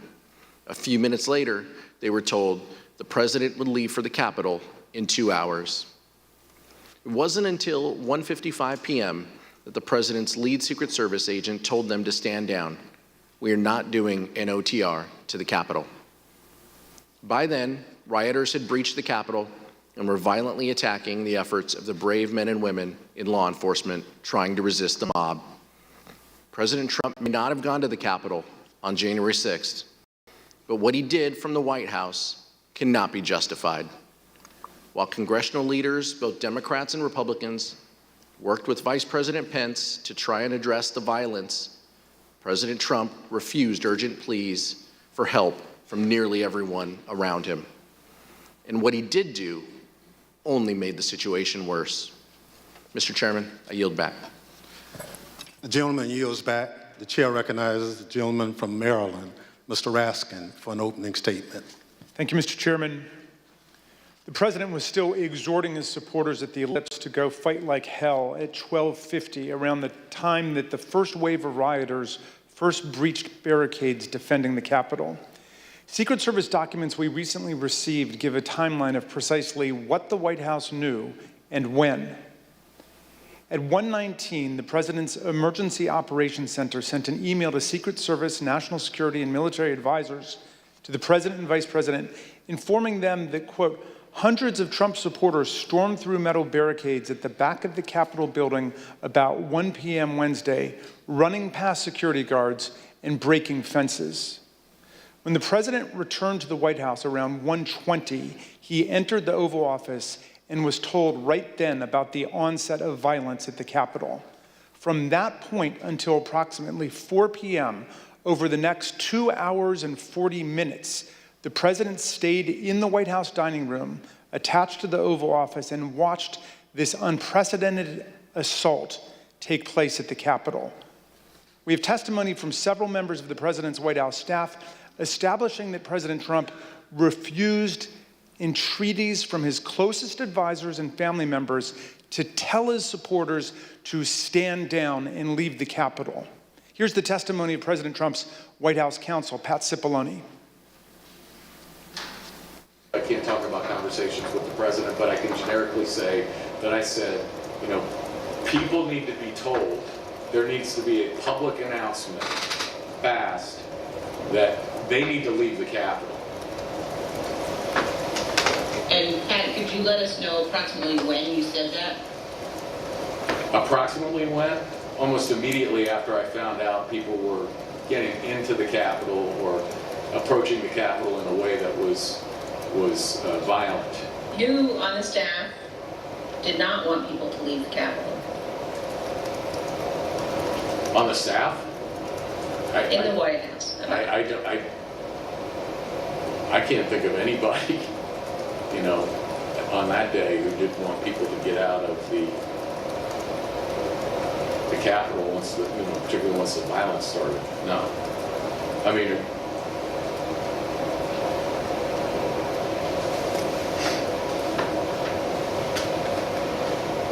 What about the president?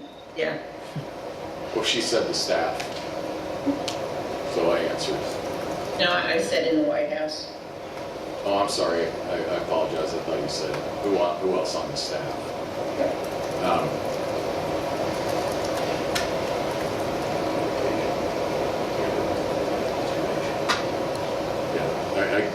I can't reveal communications, but obviously I think, you know,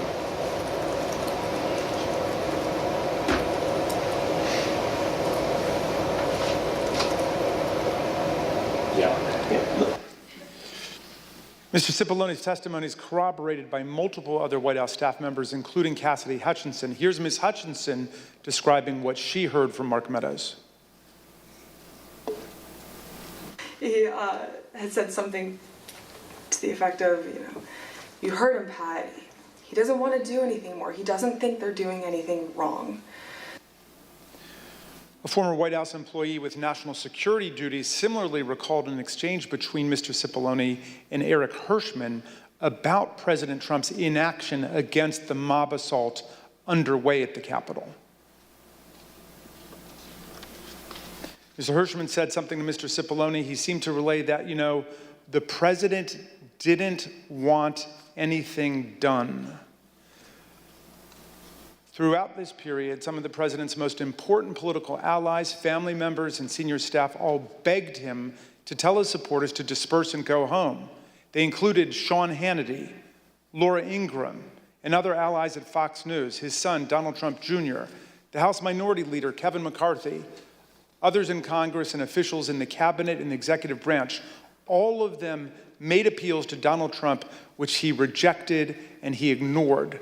The Select Committee interviewed several people who were in the dining room with Donald Trump that afternoon, and every single one of these witnesses told us that he was watching the violent battles rage on television. He did not call his Secretary of Defense or the National Guard, the Chief of the Capitol Police, or the Chief of the Metropolitan Police Department. And to your knowledge, was the president in that private dining room the whole time that the attack on the Capitol was going on? Or did he ever go, to, again, only to your knowledge, to the Oval Office, to the White House Situation Room, anywhere else? So that's my recollection. He was always in the dining room. Yeah, what did they say, Mr. Meadows or the president, at all, during that brief encounter that you were in the dining room? What do you recall? I think everybody was watching the TV. Do you know whether he was watching TV in the dining room when you talked to him on January 6th? It's my understanding he was watching television. When you were in the dining room in these discussions, was the violence at the Capitol visible on the screen on the television? Yes. As the president watched the bloody attack unfold on Fox News from his dining room, members of Congress and other government officials stepped into the gigantic leadership void created by the president's chilling and studied passivity that day. What you're about to see is previously unseen footage of congressional leaders, both Republicans and Democrats, as they were taken to a secure location during the riot. you'll see how everyone involved was working actively to stop the violence, to get federal law enforcement deployed to the scene, to put down the violence and secure the Capitol complex. Not just Democrats like Speaker Nancy Pelosi and House Majority Leader Steny Hoyer, but Republicans like Vice President Pence, Senate Majority Leader Mitch McConnell, Majority Whip John Thune, and countless other appointees across the administration. All of them did what President Trump was not doing, what he simply refused to do. Take a listen.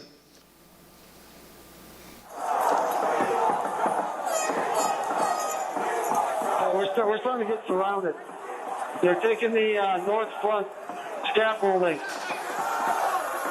Unless we get more munitions, we're not going to be able to hold. The door has been breached and people are gaining access into the Capitol. Yeah, but you know what? We have got to finish the proceedings, or else they will have the complete victory. Senator Schumer is at a secure location, and they're locked down in the Senate. There has to be some way we can maintain the sense that people have that there's some security or some confidence that government can function and that we can elect the President of the United States. Did we go back into session? We did go back into session, but now apparently everybody on the floor is putting on tear gas masks to prepare for a breach. Well, I'm trying to get more information. They're putting on their tear gas masks.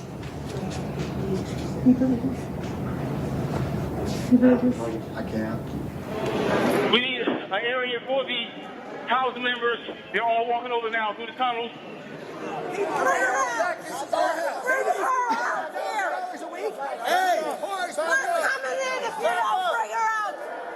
I'm going to call up the effing Secretary of DOD. We have some senators who are still in their hideaways. They need massive personnel now. Can you get the Maryland National Guard to come too? I have something to say, Mr. Secretary. I'm going to call the mayor of Washington, D.C. right now and see what other outreach she has to other police departments, as Senate Leader Hoyer has mentioned.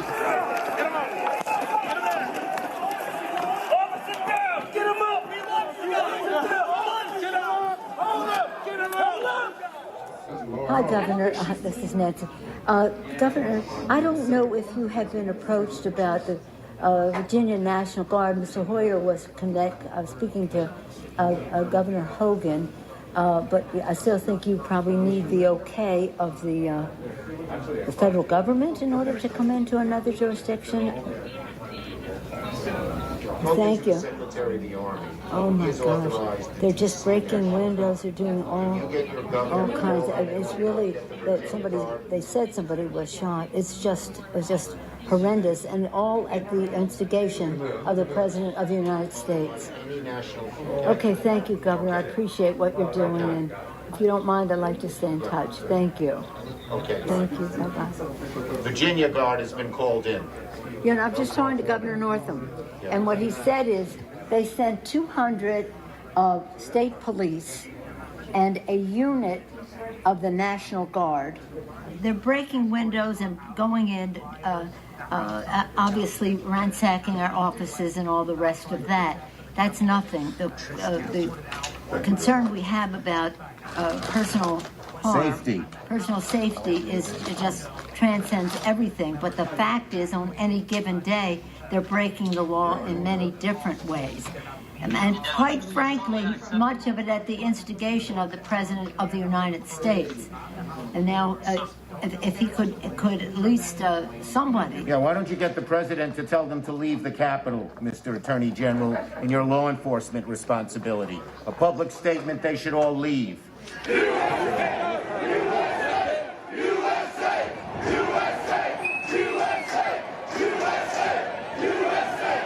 This cannot be just we're waiting for so-and-so. We need them there now, whoever you got. You okay? You also have troops. This is Steny Hoyer. Troops. Okay, so we have a little bit of time to make that decision. Andrews Air Force Base. All right. Other military bases. Thank you. We Thanks, need Paul. active Bye. duty National Guard. How soon in the future can you have the place evacuated, cleaned out? I don't want to speak for the leadership that's going to be responsible for executing the operation, so I'm not going to say that because they're on the ground and they're the Well, experts. just pretend for a moment it was the Pentagon or the White House or some other entity that was under siege. And let me say, you can logistically get people there as you make the plan.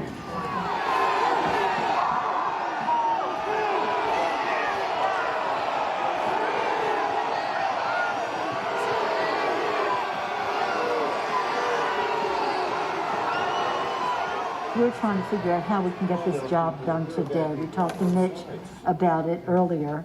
He's not in the room right now, but he was with us earlier and said, we want to expedite this, and hopefully they could confine it to just one complaint, Arizona, and then we could vote, and that would be, then just move forward with the rest of the state.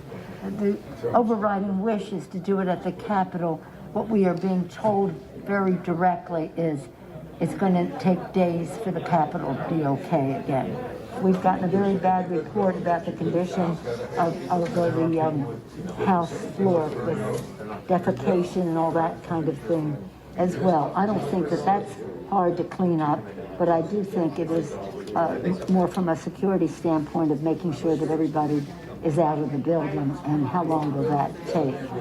I just got off with the Vice President. And I got off with the Vice President-elect. So I'll tell him. Okay.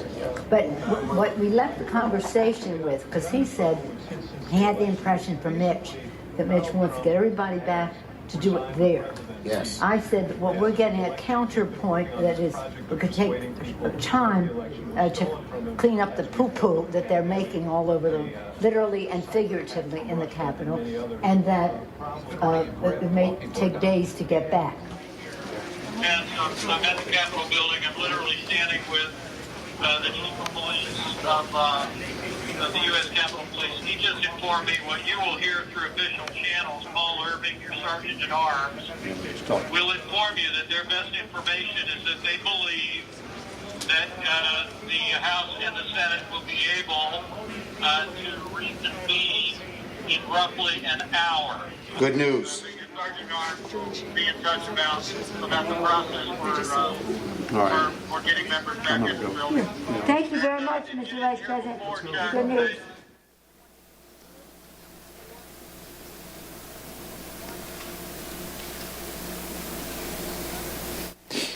In this video, you just saw Senator Chuck Schumer urging Acting Attorney General Jeff Rosen to get President Trump to call off the rioters. Of course, Acting AG Rosen did take action to defend the government, as did many other officials, but congressional leadership recognized on a bipartisan basis that President Trump was the only person who could get the mob to end its violent siege of the Congress, leave the Capitol, and go home. Here's Senator McConnell speaking after January 6th about how President Trump abandoned his duties and failed to do his job. It was obvious that only President Trump could end this. He was the only one who could. Former aides publicly begged him to do so. Loyal allies frantically called the administration. The president did not act swiftly. He did not do his job.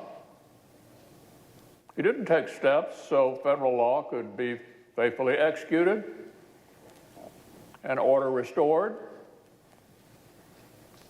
No. In the midst of this violent chaos, Kevin McCarthy implored Donald Trump to tell his supporters in the mob to leave the Capitol. And when that didn't work, McCarthy called Trump's adult children to try to get them to intercede with Trump to call off the insurrectionary violence. In our prior hearings, we showed you a description of what McCarthy told Republican Congresswoman Jamie Herrera Butler about his conversation with Trump during the violence. Another witness, Mick Mulvaney, President Trump's former chief of staff, has also come forward and corroborated her shocking account. I asked Kevin McCarthy, who's the Republican leader, about this, and he said he called Donald. He finally got through to Donald Trump, and he said, "You have got to get on TV. You've got to get on Twitter. You've got to call these people off." You know what the president said to him? This is as it's happening. He said, "Well, Kevin, these aren't my people. You know, these are Antifa." And Kevin responded and said, "No, they're your people. They literally just came through my office windows, and my staff are running for cover. I mean, they're running for their lives. You need to call them off." And the president's response to Kevin, to me, was chilling. He said, "Well, Kevin, I guess they're just more upset about the election, theft than you are." And that's, you've seen widespread reports of Kevin McCarthy and the president having basically a swearing conversation. That's when the swearing commenced, because the president was basically saying, "Nah, I'm okay with this." I had a conversation at some point in the day or week after the riot with Kevin McCarthy. Yeah, it was very similar to what Jamie had. The conversation she had retold about how he called and asked the president to get them to stop, and the president told him something along the lines of, "Kevin, maybe these people are just more angry about this than you are, maybe more upset." I had the conversation similar to that with Kevin in the day to week after the riot. And we know how Kevin McCarthy described President Trump's conduct, both in public and in private. The president bears responsibility for Wednesday's attack on Congress by mob rioters. He should have immediately denounced the mob when he saw what was unfolding. These facts require immediate action by President Trump. Accept his share of responsibility, quell the brewing unrest, and ensure President-elect Biden is able to successfully begin his term. But let me be very clear to all of you, and I've been very clear to the president. He bears responsibilities for his words and actions. No ifs, ands, or buts. I asked him personally today, does he hold responsibility for what happened? Does he feel bad about what happened? He told me he does have some responsibility for what happened. And he needs to acknowledge that. 2:24 p.m., knowing the deadly riot was now bearing down on his own vice president, President Trump composed and sent a tweet attacking Vice President Pence, accusing him of cowardice for not unilaterally rejecting Electoral College votes for Joe Biden and simply handing Trump the presidency. The impact of that tweet was foreseeable and predictable. It further inflamed the mob, which was chanting, "Hang Mike Pence," and provoked them to even greater violence. This deliberate decision to further enrage the mob against Vice President Pence cannot be justified by anything that President Trump might have thought about the election. The tweet came precisely at the time Pence's Secret Service detail was most seriously concerned for the vice president's physical safety. We've obtained new documents from the Secret Service, real-time chats that underscore the threat they knew the vice president would be facing because of the president's escalating incitement of the mob. After Trump's tweet, one agent in the Secret Service's intelligence division immediately warned, "POTUS just tweeted about Pence, probably not going to be good for Pence." Another agent reported the dramatic impact of Trump's anti-Pence tweet on his followers. POTUS said he lacked courage, over 24,000 likes in under 2 minutes. Employees at Twitter were nervously monitoring the situation. They knew that certain Twitter users were rioting at the Capitol and tweeting about it at the same time. As the afternoon progressed, the company detected a surge in violent hashtags on the platform, including lines of lethal incitement like "Execute Mike Pence." Listen to this former Twitter employee, Anika Navaroli, who first came to the committee anonymously, but has now bravely agreed to be named because she wants to speak out about the magnitude of the threats facing our people. And you were also seeing content on the platform at that time that was threatening towards the vice president. Hashtag execute Mike Pence. They were literally calling for his execution. As this tweet was going out. Yes. And in response to this tweet too, because I think as many of Donald Trump's tweets did, it again fanned the flames, and it was individuals who were already constructing gallows, who were already willing and able and wanting to execute someone and looking for someone to be killed, now the individual who has called upon them to begin this coup is now pointing the finger at another individual while they're ready to do this. Here's a small sample of the reactions that President Trump's Fan the Flames tweet provoked among Capitol rioters in real time. What percentage of the crowd is going to the Capitol? 100%. It is spread like wildfire that Pence has betrayed us and everybody's marching on the Capitol, all million of us. It's insane.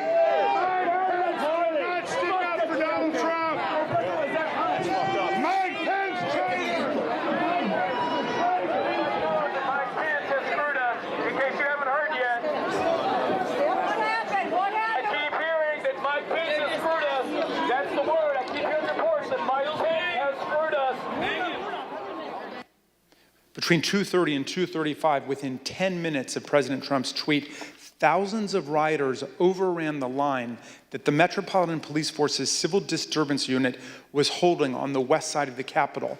This was the first time in the history of the Metropolitan Police Department that a security line like that had ever been broken. President Trump's conduct that day was so shameful and so outrageous that it prompted numerous members of the White House staff and other Trump appointees to resign. In prior hearings, you've heard Deputy National Security Advisor Matt Pottinger and Deputy White House Press Secretary Sarah Matthews explain why they felt compelled to resign on that day. Since then, we've spoken to more high-ranking officials, like President Trump's envoy to Northern Ireland and former Chief of Staff Mick Mulvaney, and Transportation Secretary Elaine Chao, who resigned after the 6th in protest of Trump's misconduct and to dissociate themselves from his role in the violence. Take a listen to what they had to say. I was stunned by violence and was stunned by the president's apparent indifference to the violence. Now is the time for the president to be presidential. I thought he failed at doing it. I thought he failed at a critical time to be the sort of leader that the nation needed. I think the events at the Capitol, however they occurred, were shocking.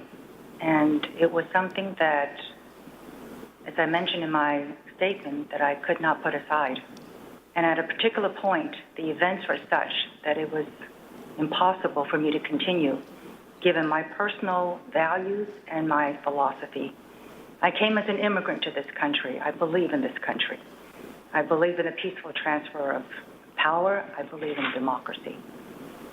And so it was a decision that I made on my own.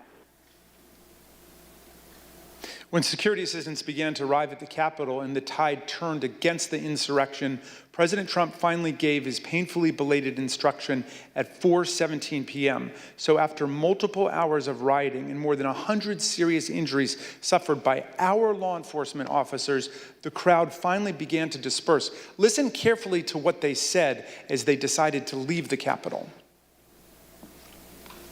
Here delivering the president's message. Donald Trump has asked everybody to go home. That's our order. He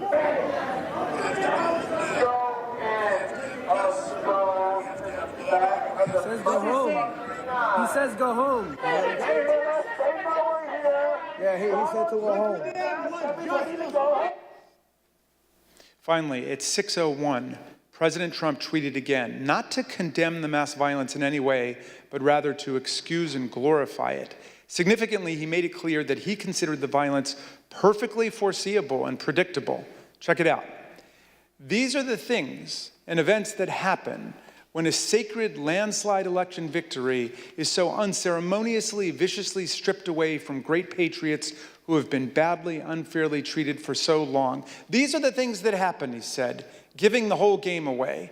Trump was telling us that the vice president, the Congress, and all the injured and wounded cops, some of whom are with us today, got what was coming to us. According to Trump, January 6th should not be a day that lives in shame and infamy in our history, but rather in glory. Remember this day forever, he wrote proudly, as if he were talking about D-Day or the Battle of Yorktown. Trump did nothing to stop the deadly violence for obvious reasons. He thought it was all justified, he incited it, and he supported it. Would it have been possible at any moment for the president to walk down to the podium in the briefing room and talk to the nation at any time between when you first gave him that advice at 2 o'clock and 4:17 when the video statement? Would that have been possible? Would it have been possible? Yes. Yes, would have been possible. If the president had wanted to make a statement and address the American people, he could have been on camera almost instantly. And conversely, the White House press corps has offices that are located directly behind the briefing room. And so if he had wanted to make an address from the Oval Office, we could have assembled the White House press corps probably in a matter of minutes to get them into the Oval for him to do an on-camera address. Mr. Chairman, nothing in law or fact could justify the president's failure to act. And I assume you also would agree the president has a particular obligation to take care that the laws be faithfully executed. That is one of the president's obligations, correct. Mr. Chairman, in numerous places, our Constitution strongly opposes insurrection and rebellion. Article 1 gives Congress the power to call forth the militia to suppress insurrections. Section 3 of the 14th Amendment disqualified from holding federal and state office anyone who has sworn an oath to defend the Constitution but betrays it by engaging in insurrection or rebellion. It was President Lincoln at the start of the Civil War in 1861 who best explained why democracy rejects insurrection. Insurrection, he said, is a war upon the first principle of popular government, the rights of the people. American democracy belongs to all the American people, not to a single man. Thank you, Mr. Chairman. I yield back. The gentleman yields back. During this committee's first hearing in July of last year, our witnesses were 4 police officers who helped repel the riots of January 6th. We asked them what they hoped to see the committee accomplish over the course of our investigation. Officer Grinnell wanted to know why the rioters were made to believe that the election process was rigged. Officer Fanone asked us to look into the actions and activities that resulted in the day's events. Officer Hodges was concerned about whether anyone in power had a role. Officer Dunn put it simply, get to the bottom of what happened. We've worked for more than a year to get those answers. We've conducted more than 1,000 interviews and depositions. We received and reviewed hundreds of thousands of pages of documents. Thanks to the tireless work of our members and investigators, we have left no doubt, none, that Donald Trump led an effort to upend American democracy that directly resulted in the violence of January 6th. He tried to take away the voice of the American people in choosing their president and replace the will of the voters with his will to remain in power. He is the one person at the center of the story of what happened on January 6th. So we want to hear from him. The committee needs to do everything in our power to tell the most complete story possible and provide recommendations to help ensure nothing like January 6th ever happens again. We need to be fair and thorough and gain a full context for the evidence we've obtained. But the need for this committee to hear from Donald Trump goes beyond our fact-finding. This is a question about accountability to the American people. He must be accountable. He is required to answer for his actions. He's required to answer to those police officers who put their lives and bodies on the line to defend our democracy. He's required to answer to those millions of Americans whose votes he wanted to throw out as part of his scheme to remain in power. And whatever is underway to ensure this accountability under law, This committee will demand a full accounting to every American person of the events of January 6th. So it is our obligation to seek Donald Trump's testimony. There's precedent in American history for Congress to compel the testimony of a president. There's also precedent for presidents to provide testimony and documentary evidence to congressional investigators. We also recognize that a subpoena to a former president is a serious and extraordinary action. That's why we want to take this step in full view of the American people, especially because the subject matter at issue is so important to the American people and the stakes are so high for our future and our democracy. And so I recognize the Vice Chair, Ms. Cheney of Wyoming, to offer a motion. Mr. Chairman, pursuant to today's notice, I send to the desk a committee resolution and ask for its immediate consideration. The clerk will report the resolution. Committee Resolution 1, resolved that the chairman be and is hereby directed to subpoena Donald J. Trump for documents and testimony in connection with the January 6th attack on the United States Capitol pursuant to Section 5C4 of House Resolution 503 and Clause 2M of Rule 11 of the Rules of the House of Representatives. The gentlewoman from Wyoming is recognized on her resolution. Thank you, Mr. Chairman. Mr. Chairman, our committee now has sufficient information to answer many of the critical questions posed by Congress at the outset. We have sufficient information to consider criminal referrals for multiple individuals and to recommend a range of legislative proposals to guard against another January 6th. But a key task remains. We must seek the testimony under oath of January 6th central player. More than 30 witnesses in our investigation have invoked their Fifth Amendment right against self-incrimination, and several of those did so specifically in response to questions about their dealings with Donald Trump directly. Here are a few examples. This is Roger Stone with Oath Keepers at the Willard Hotel on the morning of January 6th. And here is Mr. Stone testifying before our committee. Did you speak to President Trump on his private cell phone on either January 5th or January 6th? Once again, on advice of counsel, I will assert my Fifth Amendment right to respectfully decline to answer your question.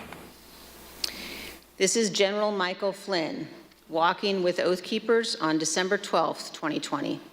And here is General Flynn's testimony before our committee. Did you, General Flynn, talk to President Trump at any point on January 6, 2021? The 5th. Here is John Eastman, fraudulently instructing tens of thousands of angry protesters that the vice president could change the election outcome on January 6th. Later on this same day, Dr. Eastman acknowledged in writing that Donald Trump knew what he was attempting was illegal.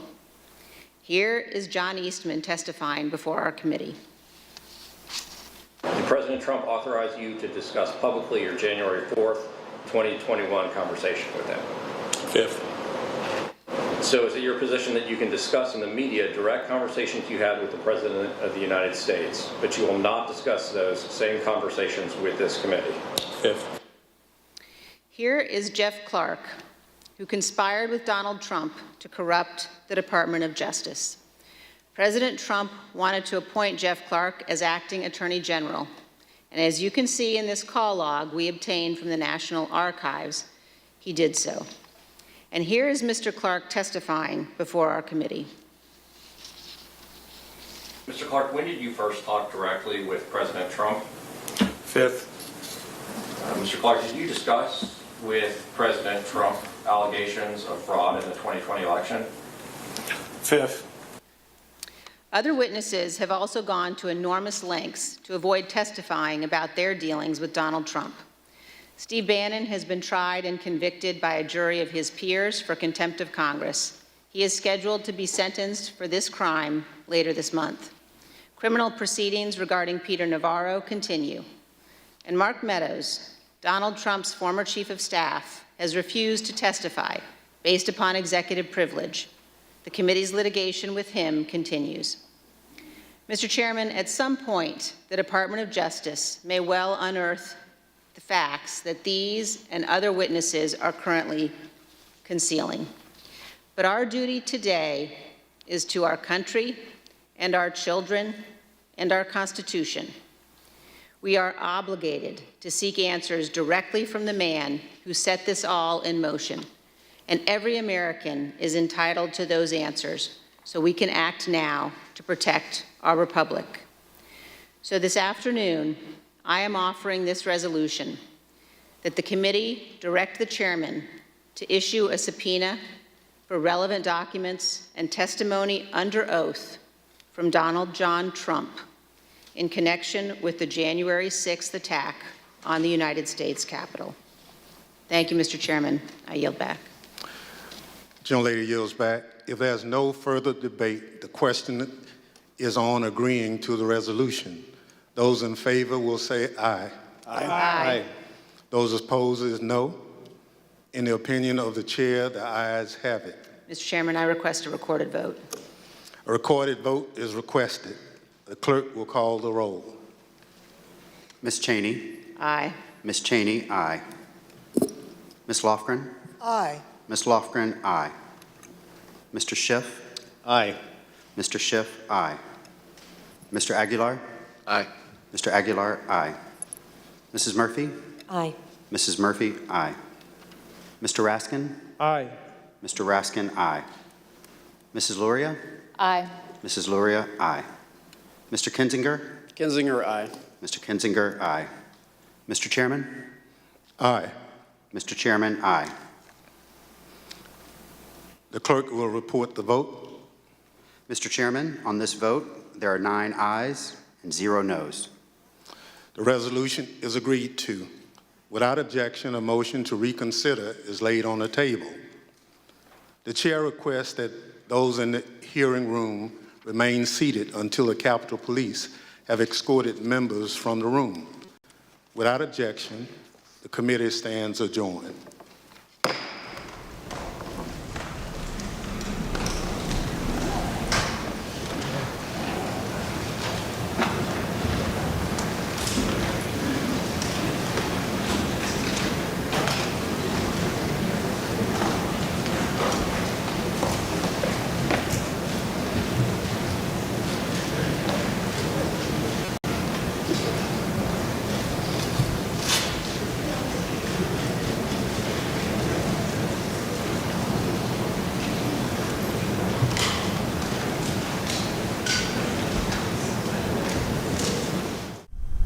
Tonight, Republican Senator